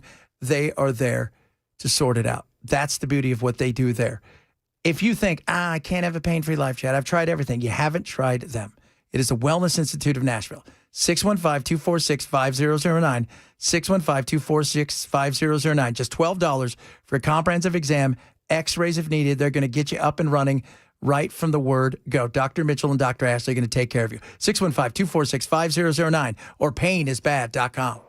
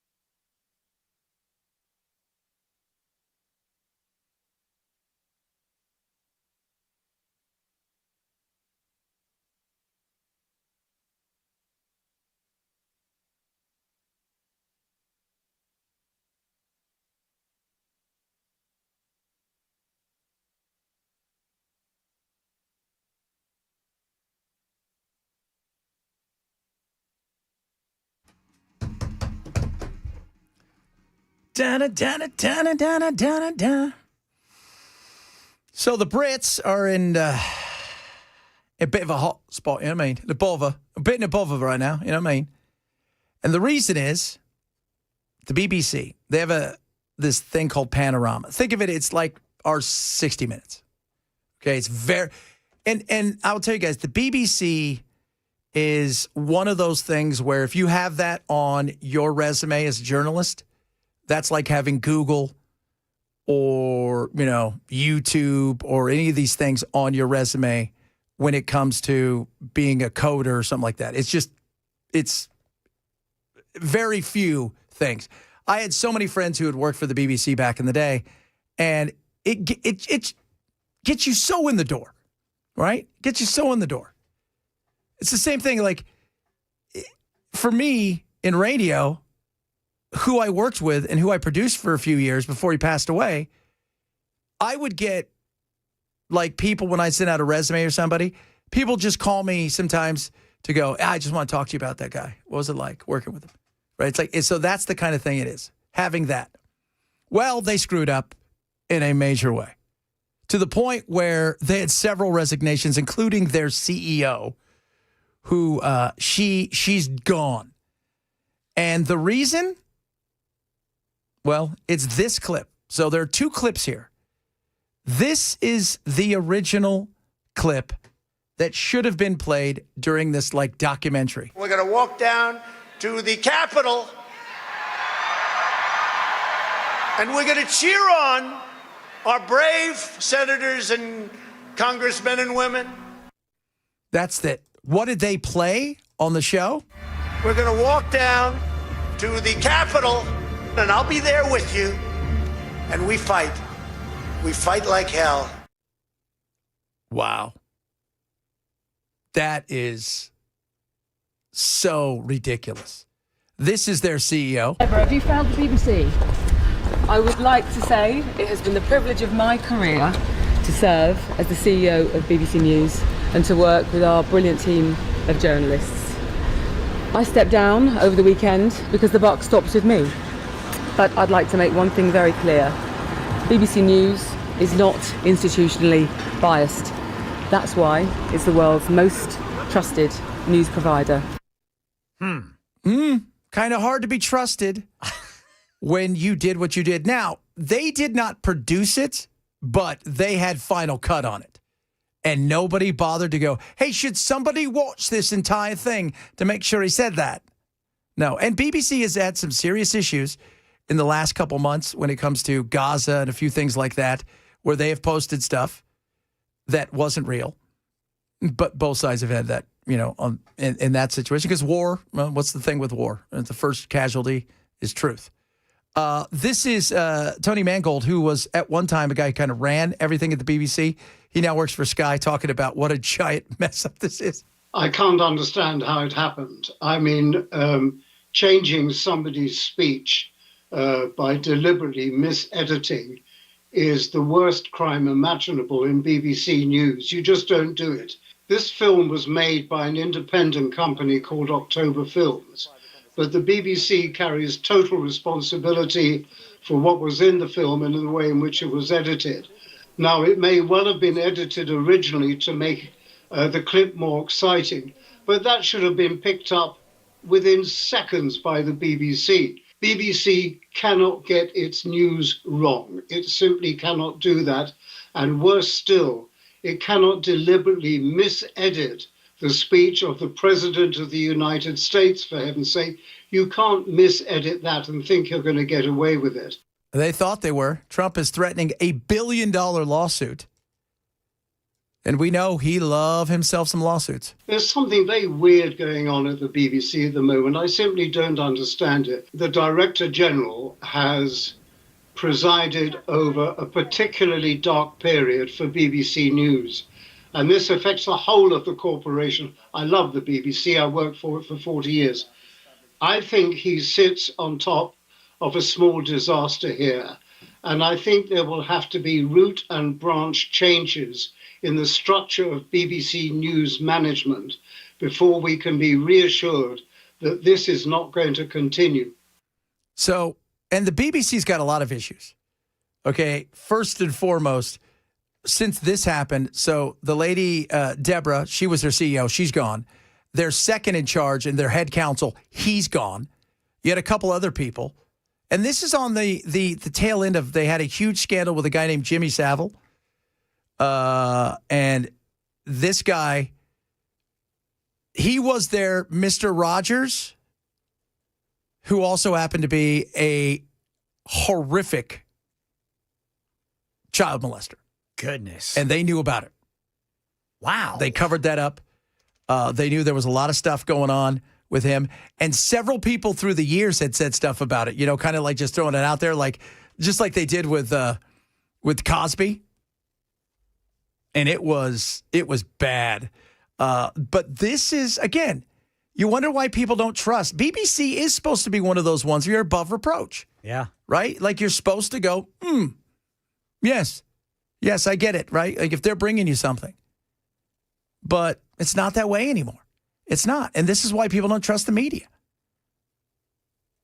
Yeah, I mean, just like you said, all they had to do was watch. Watch the damn thing. That's what editors do. Yeah. And nobody thought for a moment, maybe we should not do this. Nobody did. Nobody thought for the moment that Donald Trump, who, let's be real, has been known to be litigious in the past, nobody thought for a moment, we can't do this. What is this? We can't take the president of the United States, the most powerful man on the planet, and put this in there, making it look like he was telling everybody to go fight, and get in there when that's not what he said. Nobody did. That is a failure of epic proportions in that situation. And yet, here they are. And now it's going to cost him because you know he's going to sue and he's going to win. They're going to have to settle out of court with him if he decides to, although they fired everybody, so that might be good enough for him. Right? Keir Starmer might call it because, please, Donald, don't sue us. We don't have any money. It's all gone now. We had to give it away. Oh, you Brits. Just embarrassing. We asked earlier, I have the answer, guys, about who gets the money if you write a song and AI produces it. So, if the person uses the tool like a modern instrument with their own lyrics and structure, that can be yours, and you could register it with ASCAP and everything. If it's purely AI-generated work, it is not copyrightable. So you may not be eligible for that. And it could go straight to the public domain. So if you pay for the prescription like a pro plan on a lot of these, the commercial rights and ownerships, the songs, you can sell them and monetize them, but it depends on how much you actually do in creating the song. Which is interesting. Because you know that first AI artist, Belle, that R&B chick, she's got radio play now. You talking about the one that uses AI to write the music, but she does the lyrics? Yeah, it's got radio play now. That doesn't surprise me. No, it doesn't surprise me either. So it's just fascinating. You know what? AI, at least when AI messes up, it messes up because it's either trying to make me happy or it just doesn't know and it just throws something out there. But that's happening less and less. That's what's crazy. That is happening less and less. Several of you were chiming in about what to do with healthcare costs. Because look, we're hearing from a lot of you. You guys are frustrated by this. And I hate to tell you, your 2026 healthcare costs are going up. The Republicans aren't going to save it. It isn't going to happen. Even if they're going to try to do something, it's too late. That, as they say, it's been baked in already for 2026. Well, yeah. I mean, we've already chosen our electives. Yeah. It's baked in. It's there. It's done. So now what? Well, a lot of you are saying, well, can't we have, the competition? Here's the problem. Everything is very regional, which is an issue. Secondly, every state has their own commission that they have insurance, and they want to run things the way they want to run them. So having a national platform sounds great, but that would mean you'd have to have, national hospitals? that you contract with, I guess. You almost have to treat it like, you know what you have to treat it like, guys? Like cell phone carriers. So if you're in a different state and you need to tap into whatever it is that you have to go somewhere where they have an agreement, like to use them. But it is a tough thing. You know, the insurance, again, we pay a lot. Only 20% goes to actual pay for the care that you get or I get. And having it as a nationwide thing is it sounds neat, like, oh, cool, it'll be great. But what we're really looking for is, could you have a nationwide catastrophic plan and everybody do their own thing? I know he's pitching more money going into, because it's funny, the way that he talks about it this weekend on his Truth Social was essentially taking the same amount of money right now for subsidies and just giving it to the states to put into health savings plans for people, and then giving people the opportunity to have which is what I think most people want. We want a catastrophic, and we want to be able to have a one-on-one with a doctor where we pay cash. Yeah, but the Democrats aren't going to want that, because then that takes away federal control. Yeah, well, that's it. Which was what we want, right? None of us want federal control, because that's what gets us into the mess of unstoppable spending and the kind of regulations and insanity that we see, where it's too hard to unwind. So the Democrats can cry about, well, this is the Republicans. No, you guys, this was all you. Somebody said earlier about John McCain being a rhino and stuff. John McCain voted against it. Was I thrilled by it? No, but he was also right in the sense that the Republicans at that time had nothing to replace it. And the Republicans do a lot of good stuff, but healthcare isn't one of them. And now they have an opportunity to get into the healthcare side of things and make a difference. But yeah, this time next year, if there is no end in sight and they haven't come up with a comprehensive plan, then yes, it is going to be, well, they will have already found out how bad it's going to be for them. So they better come up with something and take the lead on it and bring the Democrats in and everybody take a hold of it. But it did not work. Obamacare did not work the way they thought. All right, coming up, kids, ladies and gentlemen, boys and girls, friends of all ages. Got some fun stuff, because we do have some fun stuff, including spider web that's pretty big. Have you guys seen that spider web? Yeah, I have. Yeah, it is. It's the thing of nightmares. Let's just put it that way. We'll talk about that. Bunch of other good things on the way. This is the Chad Benson Show, Super Talk 99.7.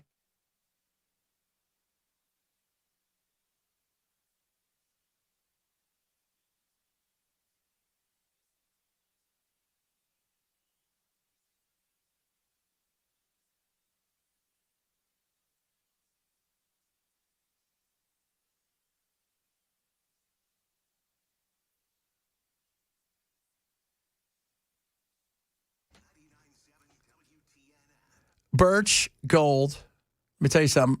I got something great thing, opportunity for you, Black Friday. So when you convert an existing IRA or 401k into a tax-sheltered IRA in gold, Birch Gold is going to send free gold to your home for every $20,000 purchase. All right? So gold started at what, $2,600 at the beginning of the year? By October, it's over $4,000 an ounce and still going. There's uncertainty out there. Trade wars. Central banks are pulling from the U.S. dollar, from being the global reserve. So gold thrives in times of uncertainty, and there's still uncertainty out there. So right now, you have an opportunity, get yourself some free gold by buying gold. So what do? Well, you talk to my friends at Birch Gold. Text the word Benson to 989898 now. They're going to get you out all the information you need. They're A+ rated by the Better Business Bureau. They're awesome. I work with them. You should try it. But first things first, you got to get the info. Text the word Benson now to 989898 to claim your eligibility and receive a free info kit. Opportunity for free gold to purchase ends November 30th. Don't wait. Text the word Benson to 989898 now for Birch Gold.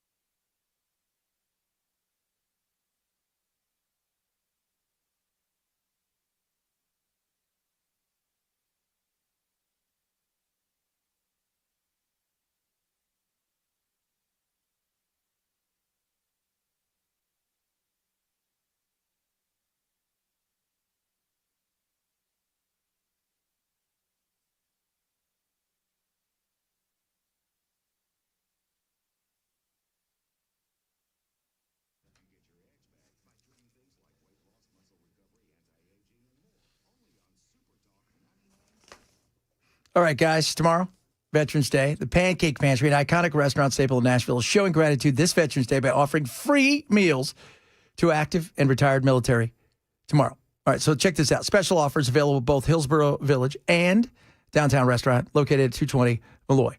Complimentary meal features a guest choice of entree listed on the menu. All you need to do is bring a valid military ID. That's all you need. And then away you go, right? This is the Veterans Day promotion to say thank you. Pancake Pantry, founded in 1961. Delicious, known for 23 varieties of scratch-made pancakes. Yummy, yummy. So check it out. It's happening tomorrow. If you're a veteran, get over there and celebrate with our friends at the Pancake Pantry. We're at the Hillsborough Village and downtown location at 3rd and Malloy. Batters, syrups, crafted from secret recipes made fresh daily. Yummy. It's a perennial favorite on Nashville's Scene's Best of Nashville. It is awesome. The Pancake Pantry boasts a large variety of breakfast and lunch offerings. If you want to find out more information and to go down there, check out thepancakepantry.com. Well, we'll tell you what we've learned of the investigation of a road rage shooting in downtown Nashville this morning, and Kentucky Senator Rand Paul slowing down reopening the government over a provision in this short-term funding bill that he doesn't like because of what he says it does to the hemp industry. Details at 2 on Super Talk 99.7 WTN. I'm feeling like he is a free market hemper. Pretty much. So they're trying to squeeze something in that kills the weed, huh? Every day. Good God. Not even weed this time, just hemp. Just hemp. Jiminy Cricket. That is insane. What is wrong with you? Yeah, Paul says this doesn't have anything to do with reopening the government. We shouldn't even be debating this. That is funny, though. They always try to sneak something in. Sliding something in, boy. Only government can save you. Only government, yeah, save us. Save us, government, save us. Tell us what else you want us to do, government. You're so good. You're so good to us, government. You're so good. I believe everything you say. So good. You're the best. Such a bunch of clowns. They are a bunch of clowns. It's a spider web, and it's big. If you want things of nightmare, we have found it. I don't like that. Okay, you ready There's for a guy this? standing right by it like it's no big deal. Well, you know why? He's touching it because it looks like it's just part of the wall. It is almost 1,500 square feet, no sunlight whatsoever, and host, are you ready for this? About 110,000 spiders. That is insane. It is so creepy. And it looks like it looks like something out of a movie. Like you're ready to watch it just break apart and hundreds of thousands of spiders land right on top of you. Get in your face and in your ears. Oh, in your ears and your face. Yes. Yes, absolutely. That's the kind of thing, it's creepy.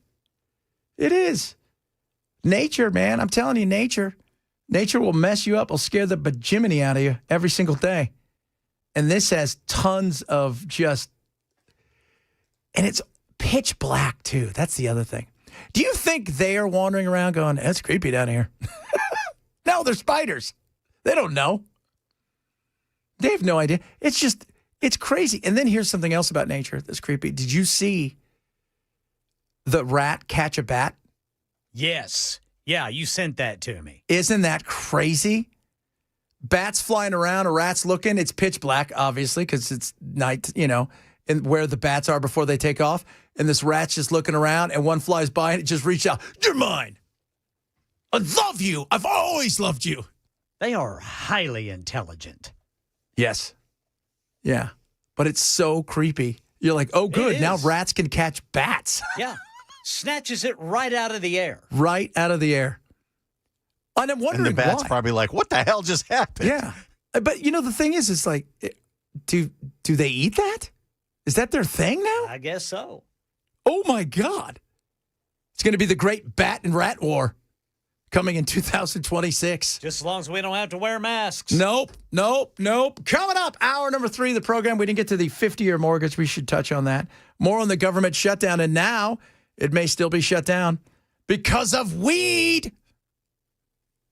You guys and your weed or hemp or something.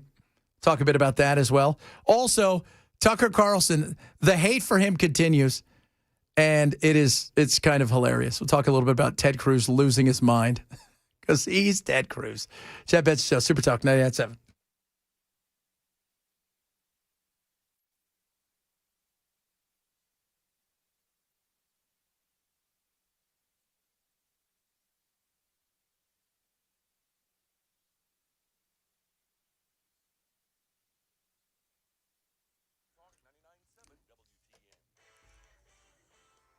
Two o'clock on the dot. I'm Ken Weaver with your top stories. Got the full forecast coming up in 5 minutes. And police investigating a road rage shooting outside the Davidson County Criminal Court building downtown this morning. Here's police spokesman Don Aaron. The 50-year-old victim, who has a grazed gunshot wound to her shoulder, was getting out. Apparently someone in the stack of cars was upset about maybe her vehicle not moving, and a gun was fired. Shooter fired from a Dodge Durango, then sped away. Investigators reviewing security footage, talking to witnesses as the victim recovers at Vanderbilt Medical Center. U.S. Senate overcame the shutdown filibuster last night. Now what, Speaker Mike Johnson? All my colleagues, Republicans and Democrats in the House, you need to begin right now returning to the Hill. We have to do this as quickly as possible. So this deal includes a stipulation that a vote on health care costs will take place next month and the government will be funded into January. But over on the Senate side, Kentucky Senator Rand Paul slowing things down. The Hill says Paul is pushing to remove language from the Department of Agriculture funding bill that would prohibit the unregulated sale of hemp-based products with intoxicating effects such as Delta-8, currently sold online and in convenience stores. Meanwhile, tens of thousands of federal employees still on furlough or working without a paycheck. ABC's Jim Ryan says airline passengers are paying that price. Around 2,000 commercial flights have been canceled today, another 14,000 delayed, as staffing shortages gut air traffic control facilities.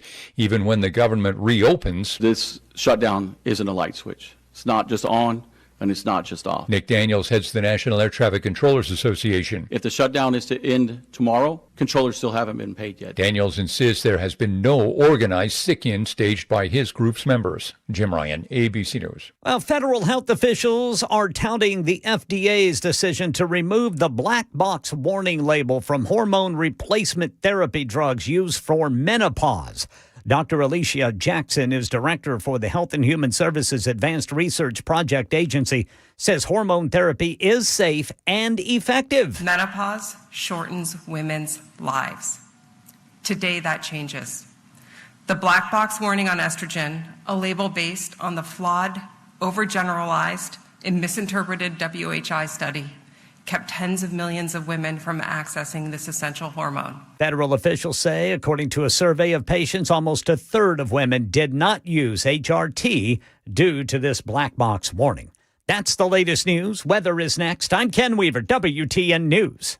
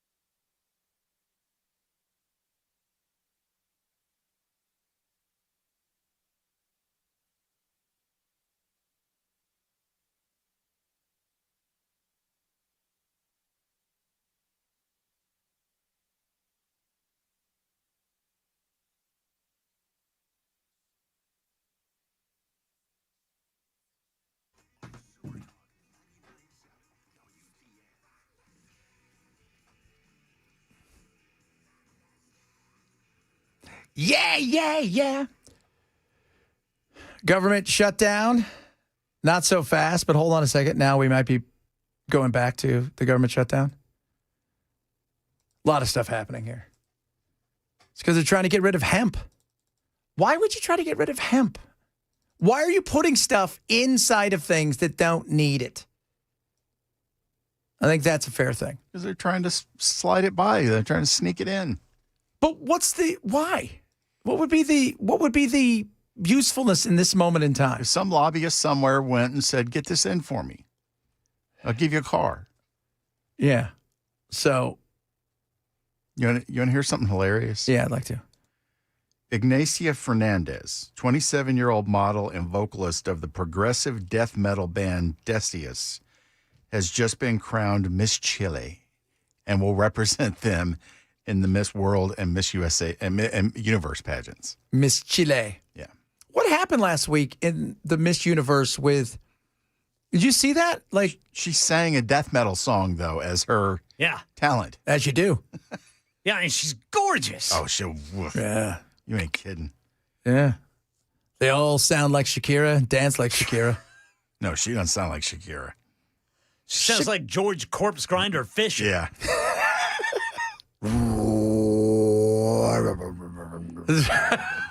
But she's hot.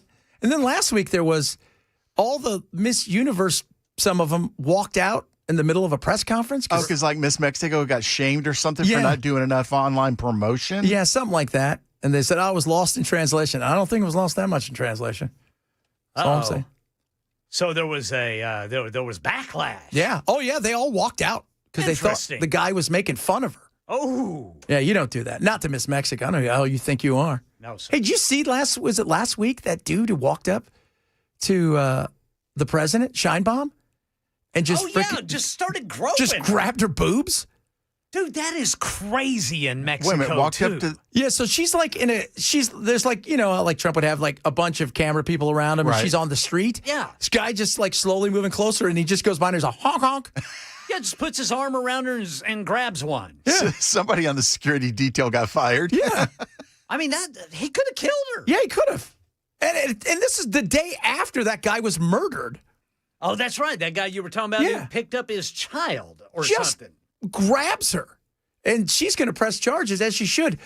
It's the machismo world of, you get a lot of that in the Latino country, the machismo, right?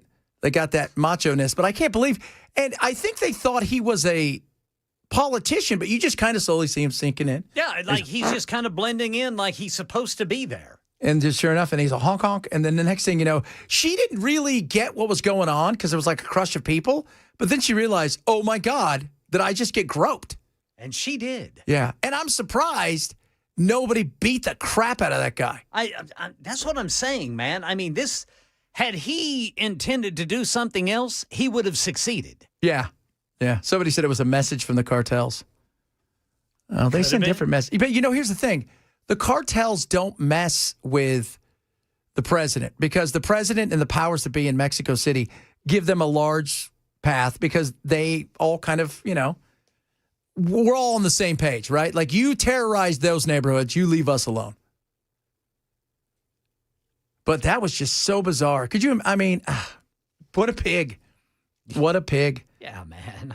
Several people are also chiming in about last hour we were talking about the rats. Yeah.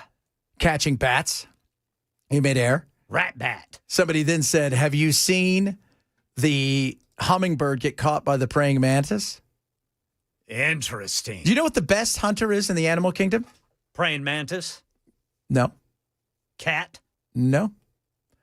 Hummingbird. I'm not a hummingbird, a dragonfly.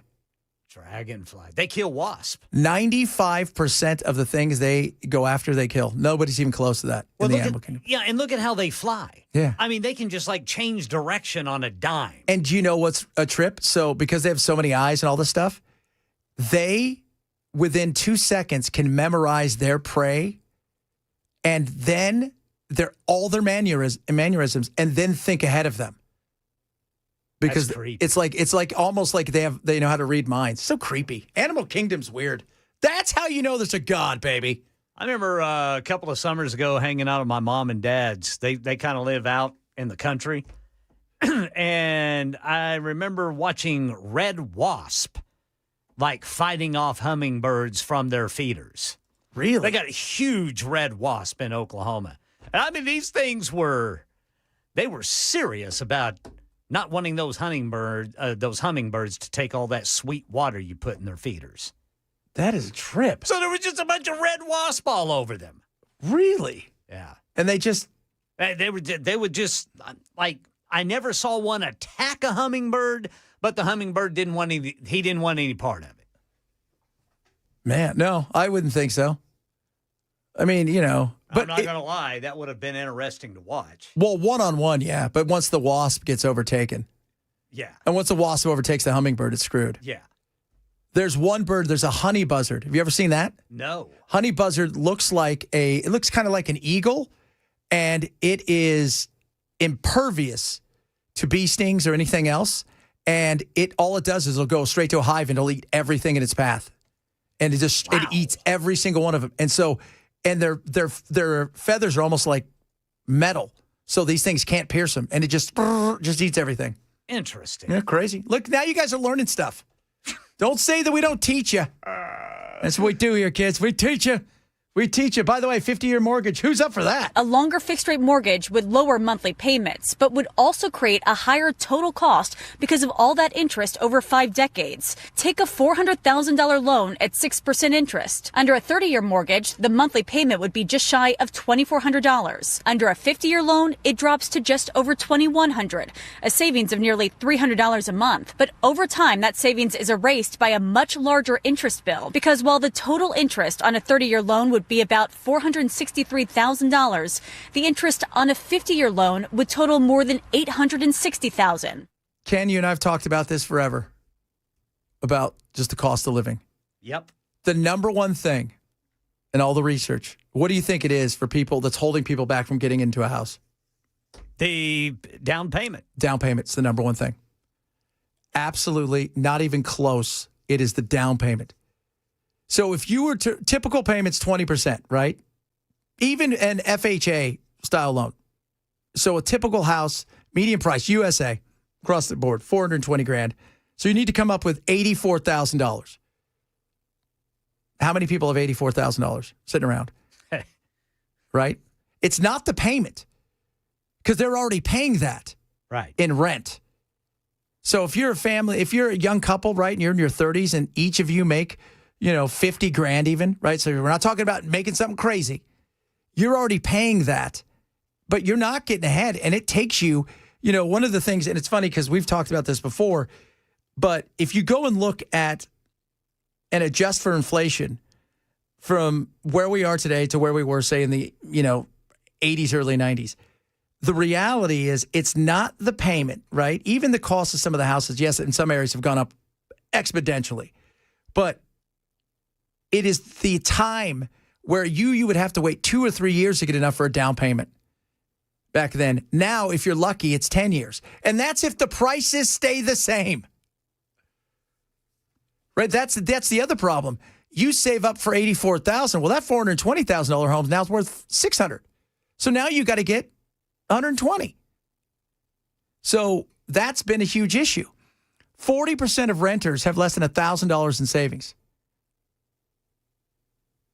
And this year, what is the average homeowner, first-time homeowners, in their 40s? Because it's the down payment. And that's the issue. If Trump wants to fix this, they need to figure out how to help people get down payment assistance.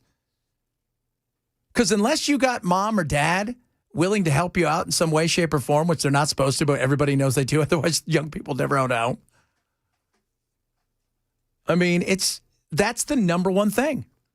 So if you were to rent a 2-bedroom, 3-bath house, right? Let's say here, Davidson County, on average, this is local data, $2,300 a month. If you were to be able to get into a home here, you'd owe $2,200 a month. It's that down payment. That down payment is the number one thing that is holding this generation back from purchasing a home. And so what are they hoping for? Mom and dad are probably in pretty good health, but they've got a home or two, and they're eventually going to give it to you. So you're not going to be the traditional homeowner. You're going to be the I got the home after mom and dad die homeowner. Which sounds horrible, but that's just kind of the reality. What if they've got more than one kid? Then you guys are splitting it, or you guys are both going to live in it as a family. But that's, I mean, the transfer of wealth that's coming is great for some.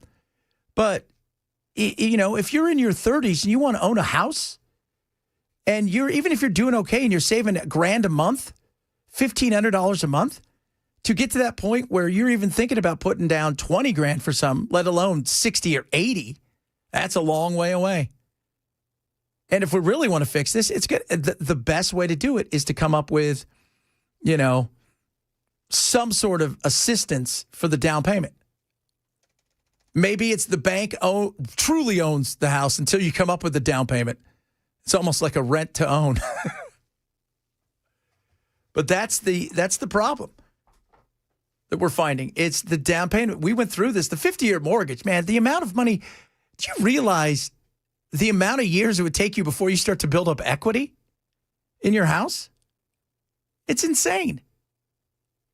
It is truly insane. And how long the bank's going to own you.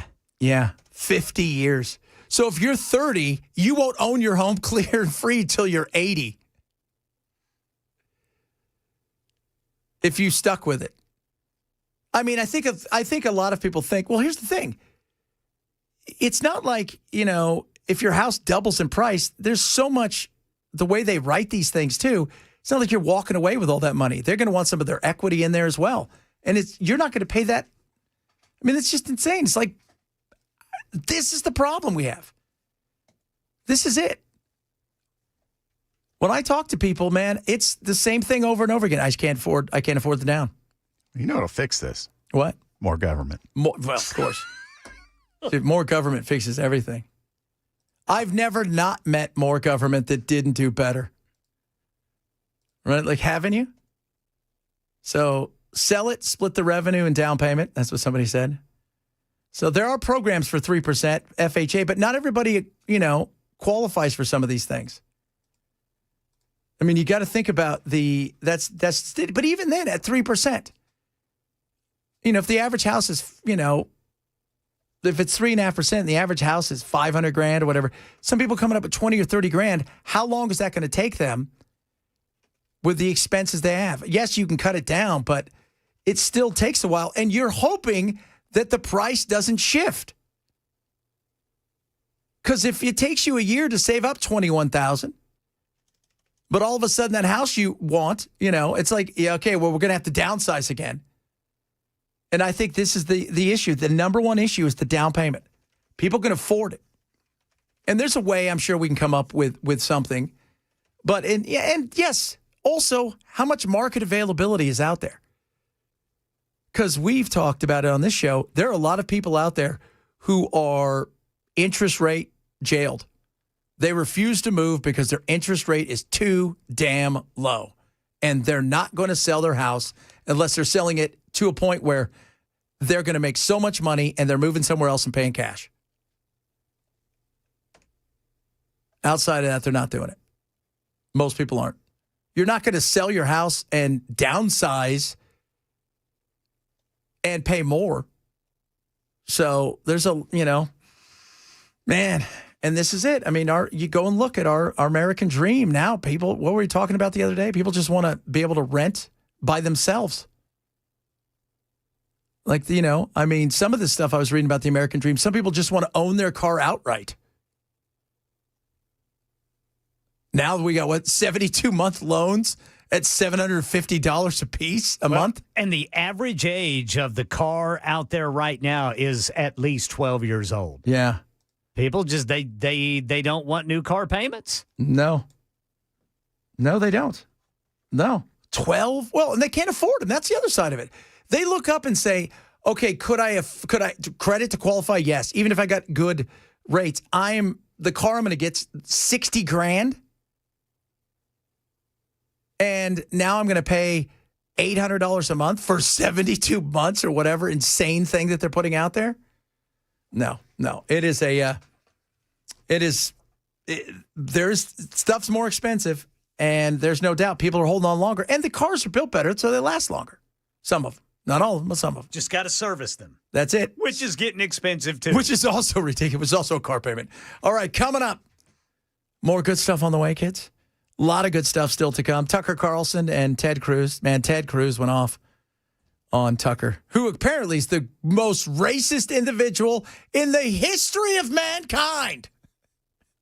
So ridiculous. He's pretty bad. He hates white people. He hates everyone, and he's a racist, and he's a Nazi.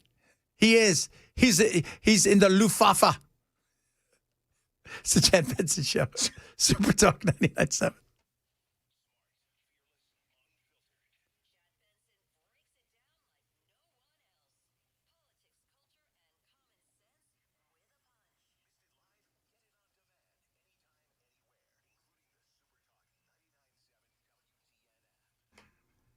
Relief factor, baby. Get that relief. Went out last night. Played a lot of pickleball. So did my wife and I. And guess what? Feel amazing. Relief Factor's incredible. 100% drug-free, research-based formula designed to support your body's natural inflammatory response. You can take it every single day. It's non-addictive. It's ideal for regular use. And this is what I love about Relief Factor. So much about getting healthy and working out and just doing more is recovering from it. And Relief Factor helps you. General muscle aches and pains, joints recovery, especially from physical exertion, working out. It is incredible. I use it every single day. So does my wife. 4 main ingredients: omega-3 fatty acids, resveratrol, curcumin, icariin. Each support the body's inflammatory response for a different metabolic pathway. And it is awesome. Right now, for less than a cup of coffee a day. That's what I want you to do. Go to relieffactor.com. That's relieffactor.com. You will start to feel the difference in your body. You're going to keep moving and feeling amazing. Relieffactor.com or call 1-800-4RELIEF, 800, the number 4RELIEF for Relief Factor.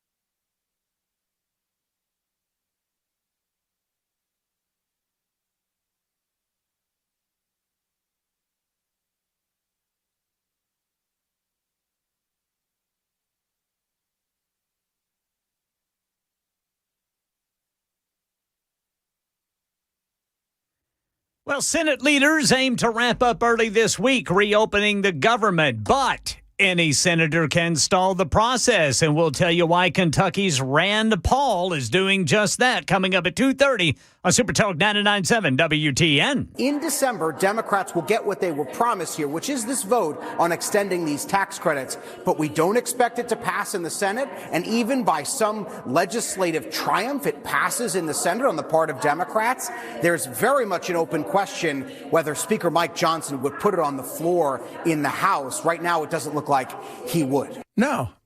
But what are you going to do to fix a problem?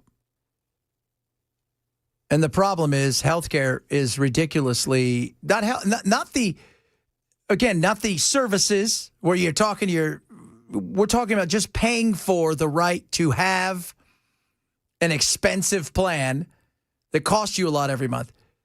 That, I mean, right, guys? I mean, it costs you a lot. And 20% of the money we spend on healthcare and our premiums actually go to anything to do with the healthcare side of stuff. So what are you doing, right? I know Obamacare's, that's the Democrats' issue as far as it's their fault, but you're part of government. And for years, you've talked about fixing it.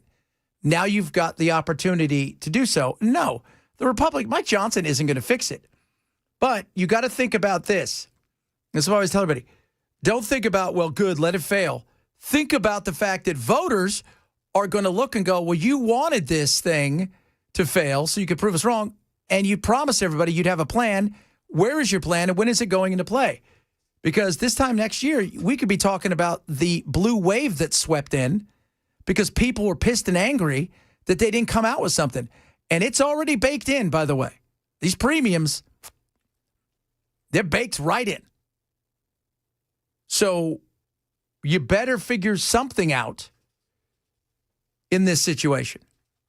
You have to come up with a plan. Trump has come up with, I mean, he threw some stuff out there this week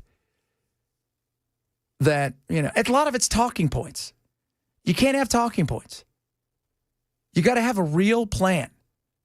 And, somebody said earlier about the likes of the Maverick, John McCain. The Republicans voted for years to overturn Obamacare. But they never had a plan. They just wanted to eliminate it. And then they say stuff like, it's free market. We got to let the free market work. It's not going to work like that. The free market isn't free because every place has their own market. And it's not like every insurance company operates in every state. Some states are just like, we're not going to go into. We have no reason to be there. We don't service those hospitals. We don't service that region. So it's limited already. So you've got to come up with a better plan than let the free market go. How do you expand the free market in a place that is so regulated with so many people who have, so many groups have thrown their lobbyist money at this, that, and the other. And there's so many people taking money through administrations and you got middlemen. That's a big deal. So how do you do that? Well, that's where you come in and say, all right, we got a plan. What is the plan? Ken, what's going on? There's people keep going, why are there so many police vehicles everywhere? What's southbound 65 off in Nashville? Southbound 65 in Nashville. Yeah. All right. Apparently, there's an overpass, vehicles all over it. Everything is stopped there. I do not know. And there was another one, I-40 eastbound, 3 or 4 ambulance fire trucks on them until they got to 65. Yeah, several people have chimed in. I have no idea. Well, let's see here. We got 40 eastbound off-ramp to Fesser's Lane. Partially blocked, just as a stalled vehicle. Yeah, that's not going to bring you. Got an accident, 40 eastbound at the Eastern Split. That's all I'm showing. Yeah, that's all I'm seeing right now. We don't know. So far, we have no idea, but I'm sure we could find out coming up a little bit. A lot of stuff still to get to. Tucker Carlson, the battle of Tucker Carlson still goes on and it's getting bigger. It's getting to the point where I'm seeing it in the New York Times. I'm seeing it on CNN and MSNBC. And Ted Cruz, who is he's just Ted Cruz. I don't know what else you can say about that. Just funny.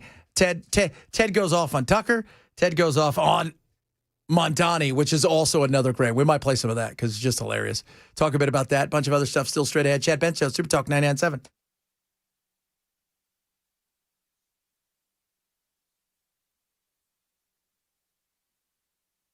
.2:30 on the dot. I'm Ken Weaver with your top stories. Again, drivers got a stalled vehicle, off-ramp partially blocked, 40 eastbound to Fessler's Lane. Then at the eastern split, you got an injury crash. They're going eastbound at exit 213A. Full forecast in 5 minutes. Metro Police investigating a road rage shooting outside the Davidson County Criminal Court building in downtown Nashville. Happened this morning right around 8:40 in the roundabout there. Officers say a woman grazed by a bullet while getting out of her car during an argument with somebody in another car. Initial report this morning is that traffic was backed up at this drop-off spot here in front of the Birch building. Horns were being honked. People were becoming very impatient. Shooter fired from a Dodge Durango, then took off. No description released. The victim recovering at Vanderbilt. And investigators reviewing security video, talking to witnesses to identify the shooter. Senate leaders aim to wrap up early this week to pass a bill to fund the government into January, but any senator can stall the process. And Kentucky's Rand Paul is doing just that, pressing for an amendment on hemp regulations that could slow the timeline. Rand Paul defending Kentucky hemp farmers because he believes new federal restrictions would destroy the industry. He's arguing that banning trace THC in hemp products would eliminate nearly all consumer demand. And that's the latest news. Weather's next. I'm Ken Weaver, WTN News.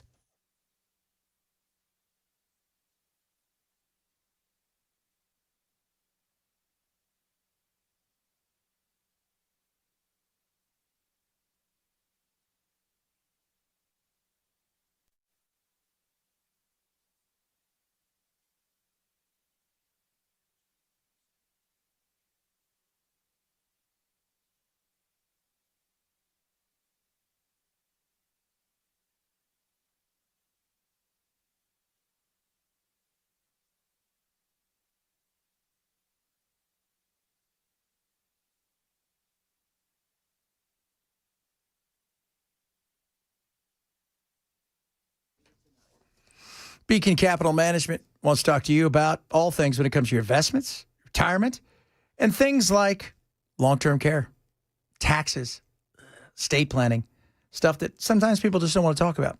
Now, maybe you need one of these, maybe you need all of these. It doesn't hurt to ask and talk to somebody. Get a second opinion. For a free personalized financial consultation, I want you to write this number down, 615-488-9303.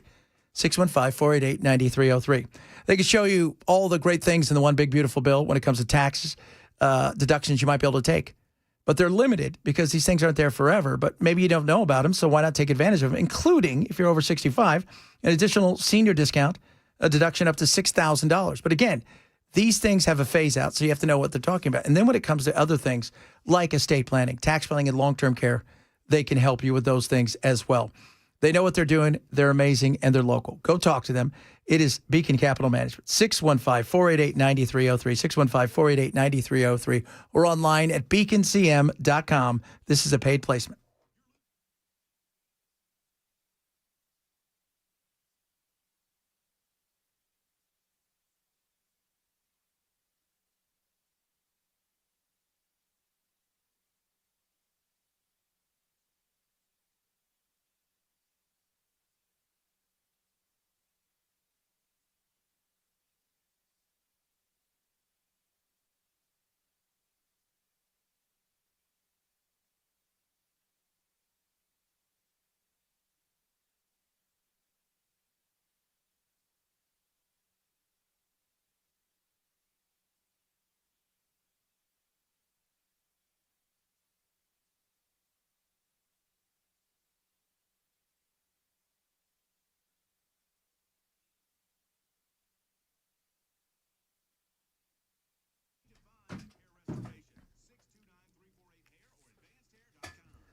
November, Busy Bee Plumbing, Heating, and Cooling is serving up big savings and big gratitude. So if you got a clogged drain, do not wait, okay? Get the 93 or free mainline opening special, $93 or free, right? Valid single-family homes with a clean out. And they're also honoring our heroes. One veteran wins a 50-gallon water heater with expansion tank and installation. Just send a photo of uniform. You there in uniform, and they're going to announce it on Veterans Day. That's tomorrow, so you still have some time. And if you're feeling festive, oh, baby, submit your favorite Thanksgiving recipe, and you could win $2,000 off a new HVAC install. Runners-up are going to get $1,000. Do not steal our ambrosia recipe, all right? And they're going to announce Facebook Live November 21st. Remember, if you got a clogged drain, do not wait. It's a great opportunity. The 93 are free mainline opening special, because you know Uncle Stu's coming over, and you want to make sure that thing is ready to roll, especially right after eating all that turkey. It's 93 or free. The offer is valid single-family homes with a clean-out. Call 775-7833 or visit busybeehvac.com. Busy Bee Plumbing, Heating, and Cooling, where comfort meets care.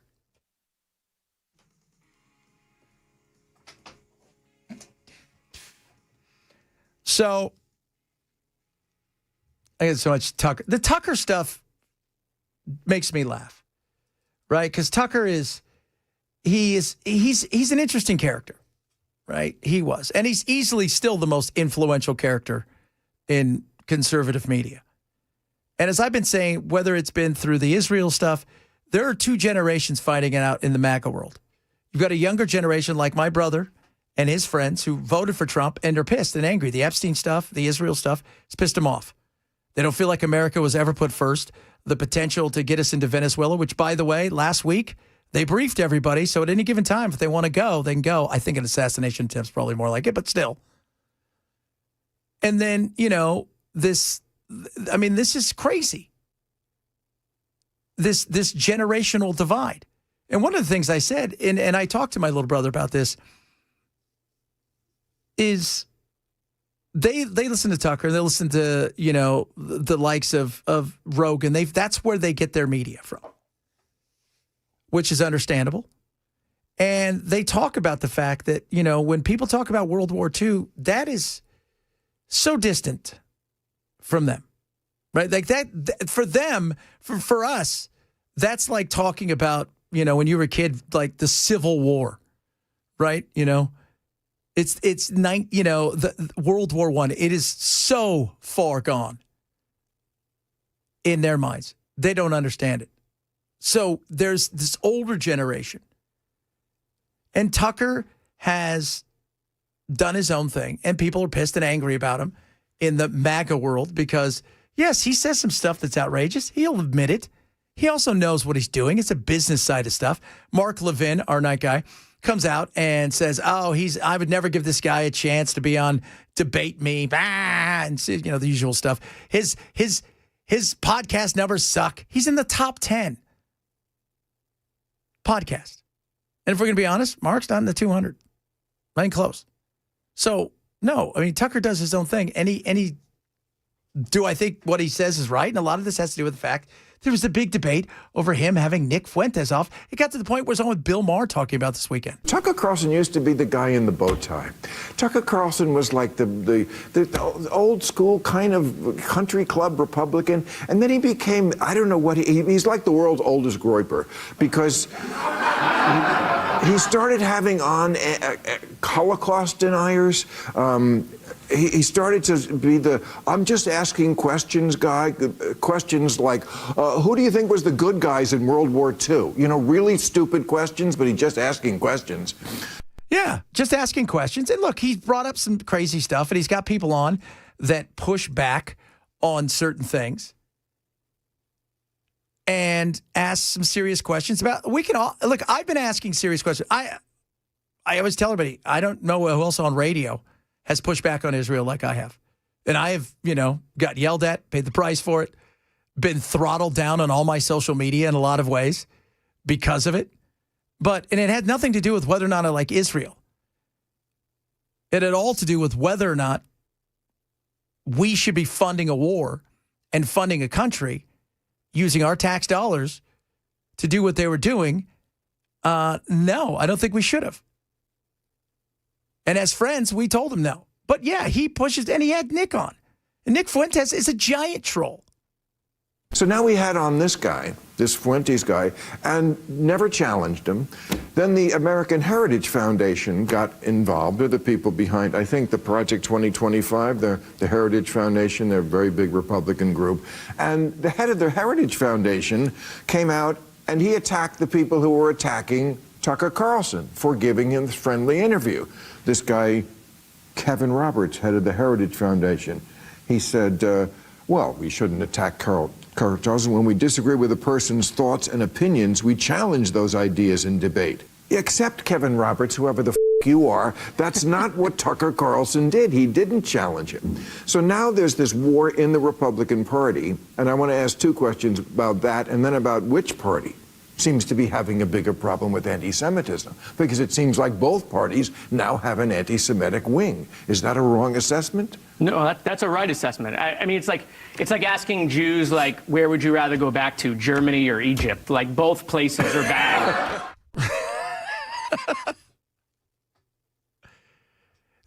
And I'm going to say this, right? Because I get this all the time, because as you know, we burn the bagels here. That's what I always get in trouble for. Always something. Me questioning a foreign government over what they're doing and using our money and then lying to us and trying to drag us into more wars is not something that I think is wrong. It's not about the people, right? It's never about the people. It is about the government.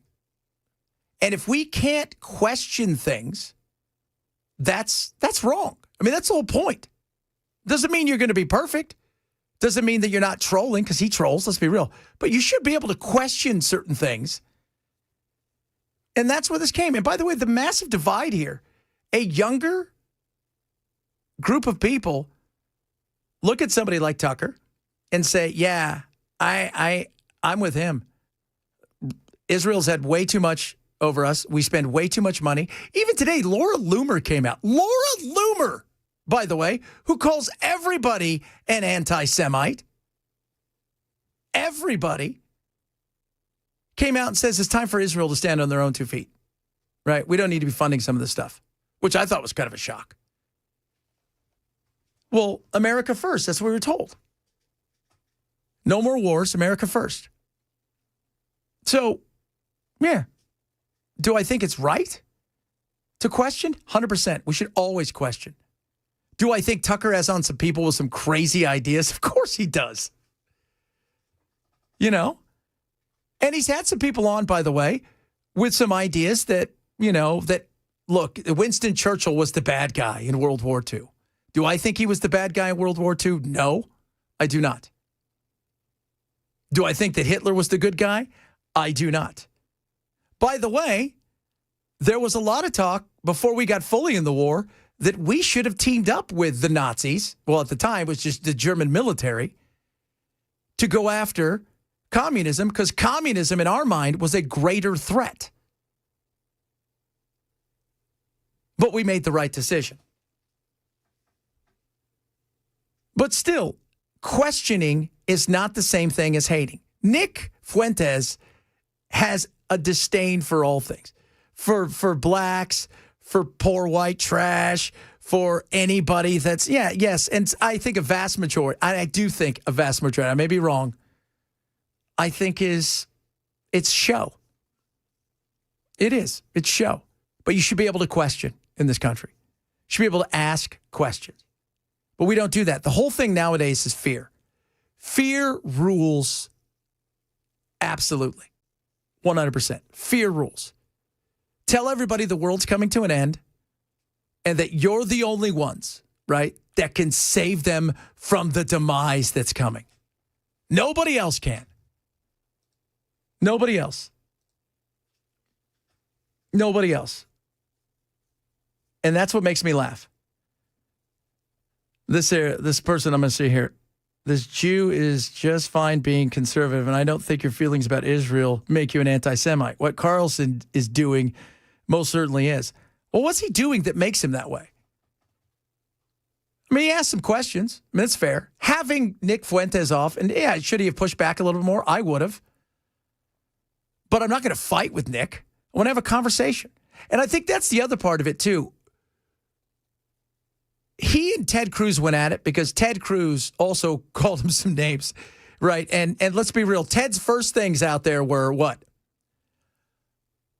I came to the Senate so I could basically protect Israel. Like, that's your first go. That's your thing. Because I learned in Sunday school that's what we're supposed to do. That's not a great look. And, they went on from there. And they've had they've had a relationship that hasn't always been friendly. But I think the other thing is we have this thing now where we think a good interview is people yelling at each other. No, a good interview is having a serious conversation about something. A serious conversation. You have to. I'll tell you right now, if I had a chance to talk to Nick Fuentes, I would. And I'll push back, but I'm not going to yell at him and call him a douche canoe because I've reserved that for Randy Fine. That's his. That's his. And don't you ever take it away from him. He might come after you for copyright infringement. Yeah, he might. He might. So it's just, I love that people have different points of views. Let's hash out. The ideas are the things that matter. Is my idea for this better than your idea? That's the thing that matters most in life when you're talking about politics. But the problem is we no longer assume that the person we're talking to is going to understand nuance and the reality of whatever it is you're talking to. So it's just easier to scare the crap out of them. That's it. No. Somebody says, yes, platforming a Holocaust denier is flat out stupid. That's not a good look either. Why? You know what? If somebody's got a bad idea, shouldn't the world know that their idea is bad? I mean, shouldn't? Yeah, of course the world should know the idea is bad. 100%. Because that, and you're never going to reach somebody if you don't talk to them. But let me tell you, Nick also has the ear of a lot of young kids, a lot of young males in particular. And they like what he says about America first and the fact that he pushes back. Not all of them believe that the Holocaust didn't happen. Very few of them do. It's like people who voted for Mondani. A lot of them were voting for somebody different, younger, with fresh ideas. None of them want socialism. Because socialism, as we know, doesn't work. Socialism's problem, the way that they've spun it, is you could spin it in another way and make it sound like it's not the worst thing in the world. But he's come out and made it that way. So it's not good. Even Kathy Hochul today said, yeah, he's not getting any tax raises for his free buses. That's what the governor, before he's ever sworn in, said, nah, not happening. Already he's getting kicked in the grundle. Well, I mean, by somebody from his own party. Yeah. It's like we talked about, man. He was just talking in generalities. He's just throwing it all out there. Yeah. It's going to be free. That's it. It's what America wants. Yeah, well, he how are won you that gonna do? mayor's race the same way that a kid would win class president, just by promising more snacks, longer recess. Yes. Yeah. Everybody gets free ice cream. Nobody has to do any homework. You're going to love it. Trust me. It's going to be awesome. We're all going to learn everything. Everybody's getting straight A's. You don't have to worry about that. In fact, it's the opposite. You go to school for 15 minutes and the rest of the day is recess. Vote for me. And then when my reelection comes up, I'll get rid of that 15 minutes that you actually have to be in school. Yeah. Then you find out, what do you mean? I can't deliver any of my promises. I love the fact that Kathy Hochul came out today and said, nope. Oh, the one thing he thought, well, maybe I'll get the free buses. She's already like, nope. I endorsed you, but you're getting nothing. Thank you. Have fun. Right. Good luck with that. Good luck indeed. Oh, my Lord. Well, we'll talk a little bit more about this, I'm sure, tomorrow. Coming up, we got a little Matt in front of us. Talk to him in a minute as we wrap up today's show. This is the Chad Benson Show. Super Talk 99.7.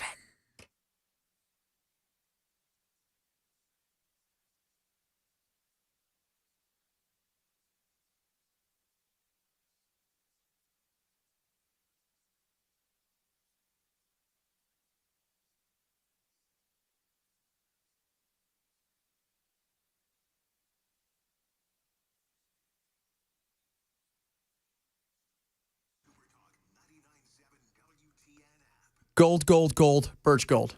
Text the word Benson to 989898 now. They got their Black Friday deal going on right now. And this is awesome. So if you move an existing, so you convert an existing IRA, 401k into tax shelter IRA and gold, guess what? Birch Gold is going to send you gold to your home for every $20,000 purchased. Gold, physical gold, right to your casa. All right, so this goes all the way to November 30th. You get free gold with qualifying purchase. Now, they specialize in helping you convert your IRA and 401k to a gold-backed IRA with real gold, silver, and other precious metals. A-plus rating by the Better Business Bureau. They're awesome. Gold's made a hell of a move since the beginning of the year. And with uncertainty still out there, why not take advantage of it? Diversification is key. So this is what I want you to do. Text my name, Benson, to 989898 to claim your eligibility. Receive your free info kit on gold. This opportunity with free gold purchase ends on the 30th of this month. So do not wait. Text Benson to 989898 for full details for Birch Gold.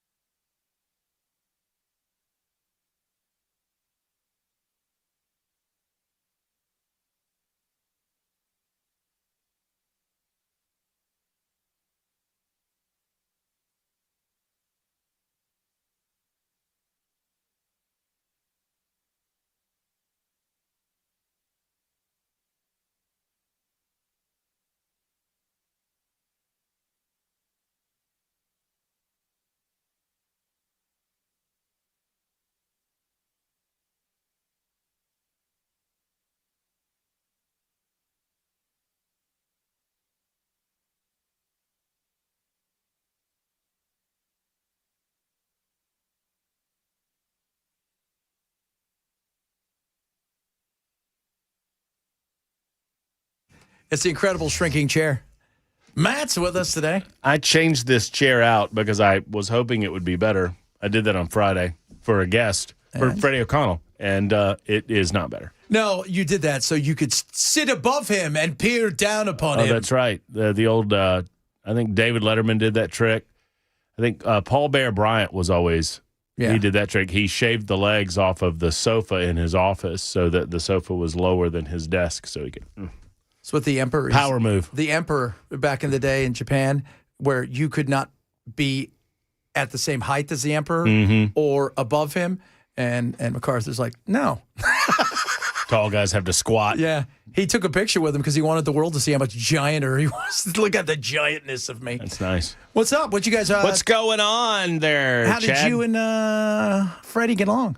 Oh, it's good. It's fine. I mean, Freddie and I disagree with a lot of things. A lot of people don't like his property tax increases and the fact that, conveniently his personal property tax didn't go up. That's kind of odd. We talked about that. We talked about the Nashville Fairgrounds Speedway, talked about LPRs, talked about, taxation, impact fees and the like. And it was a good conversation. You can find it on Super Talk. What was his reasoning for, because you and I were joking around like, oh, it's going to be next year. Mine's going to go up next year. No, he said his went up before. Oh, okay. He said 4 years ago his went up like 46%, while other people's only went up like 22%. So his was higher before, and so it wasn't as high this time around.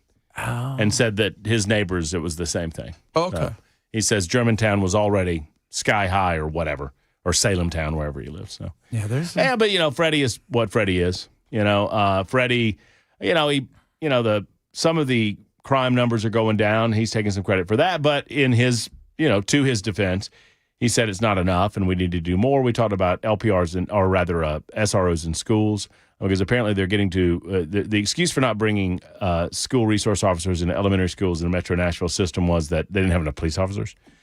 And so now they're getting to full capacity on their police department. So we had talked about that, and he said they're going to add that. So it was a good conversation. That's good. All in all. That's good. And the police force across the country in so many places so down, and nobody wants to be a cop. It's a tough thing. What was this interview's excuse on the LPRs?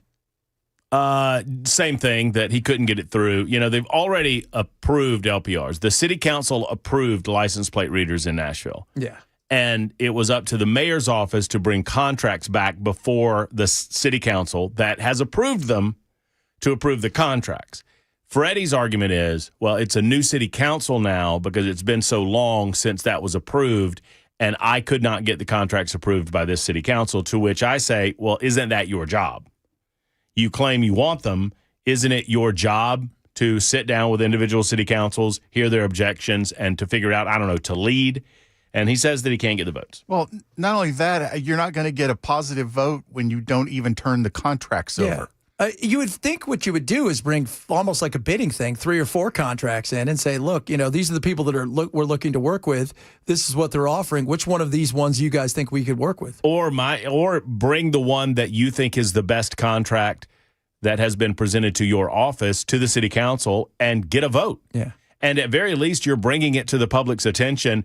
Who is in favor of LPRs, who's not in favor of LPRs, and why. You're bringing it to you're getting it above the waterline in terms of the attention of the city. And if you bring it to a vote and they vote it down, then he has the legitimate excuse to be able to say the city council they voted it down. Yeah, that's right there. It's the perfect, we were just joking about Mondani. Already, Kathy Hochul says he's not getting a tax dollar for his free buses. He's not getting his money for his free buses. But, Mondani will do what Mondani can do, and Freddie will do what Freddie can do to push us in that direction. Freddie's problem is, and this is why I call him Feckless Freddie, is that, you listen. You listen to all the sides, and you can't make a decision. It's, paralysis by analysis? Yeah. And I think that's what he's going through. And so I don't expect that Freddie O'Connell will do anything on LPRs during his first term in office. And, the voters will decide whether or not that's enough to find a new mayor. We'll see. We will see. What are you talking about today? We're obviously talking about the culmination of the Democrat government shutdown. The Democrats, after 40 days of making the American people suffer, they're agreeing to the deal that the Republicans proposed to begin with. Yeah, but now the Republicans may throw, Rand Paul may throw. Well, Rand Paul can hold it up for a certain amount of time, but I don't think he can hold it up for very long. Yeah, because of hemp. They're trying to take away hemp. Oh, are they? Yeah, that's the whole thing. It's about hemp. Good for Rand. Yeah, good. We're all defend the hemp. Defend the hemp. There you go, buddy. Matt, straight ahead. You guys have a good one. We'll do it again tomorrow.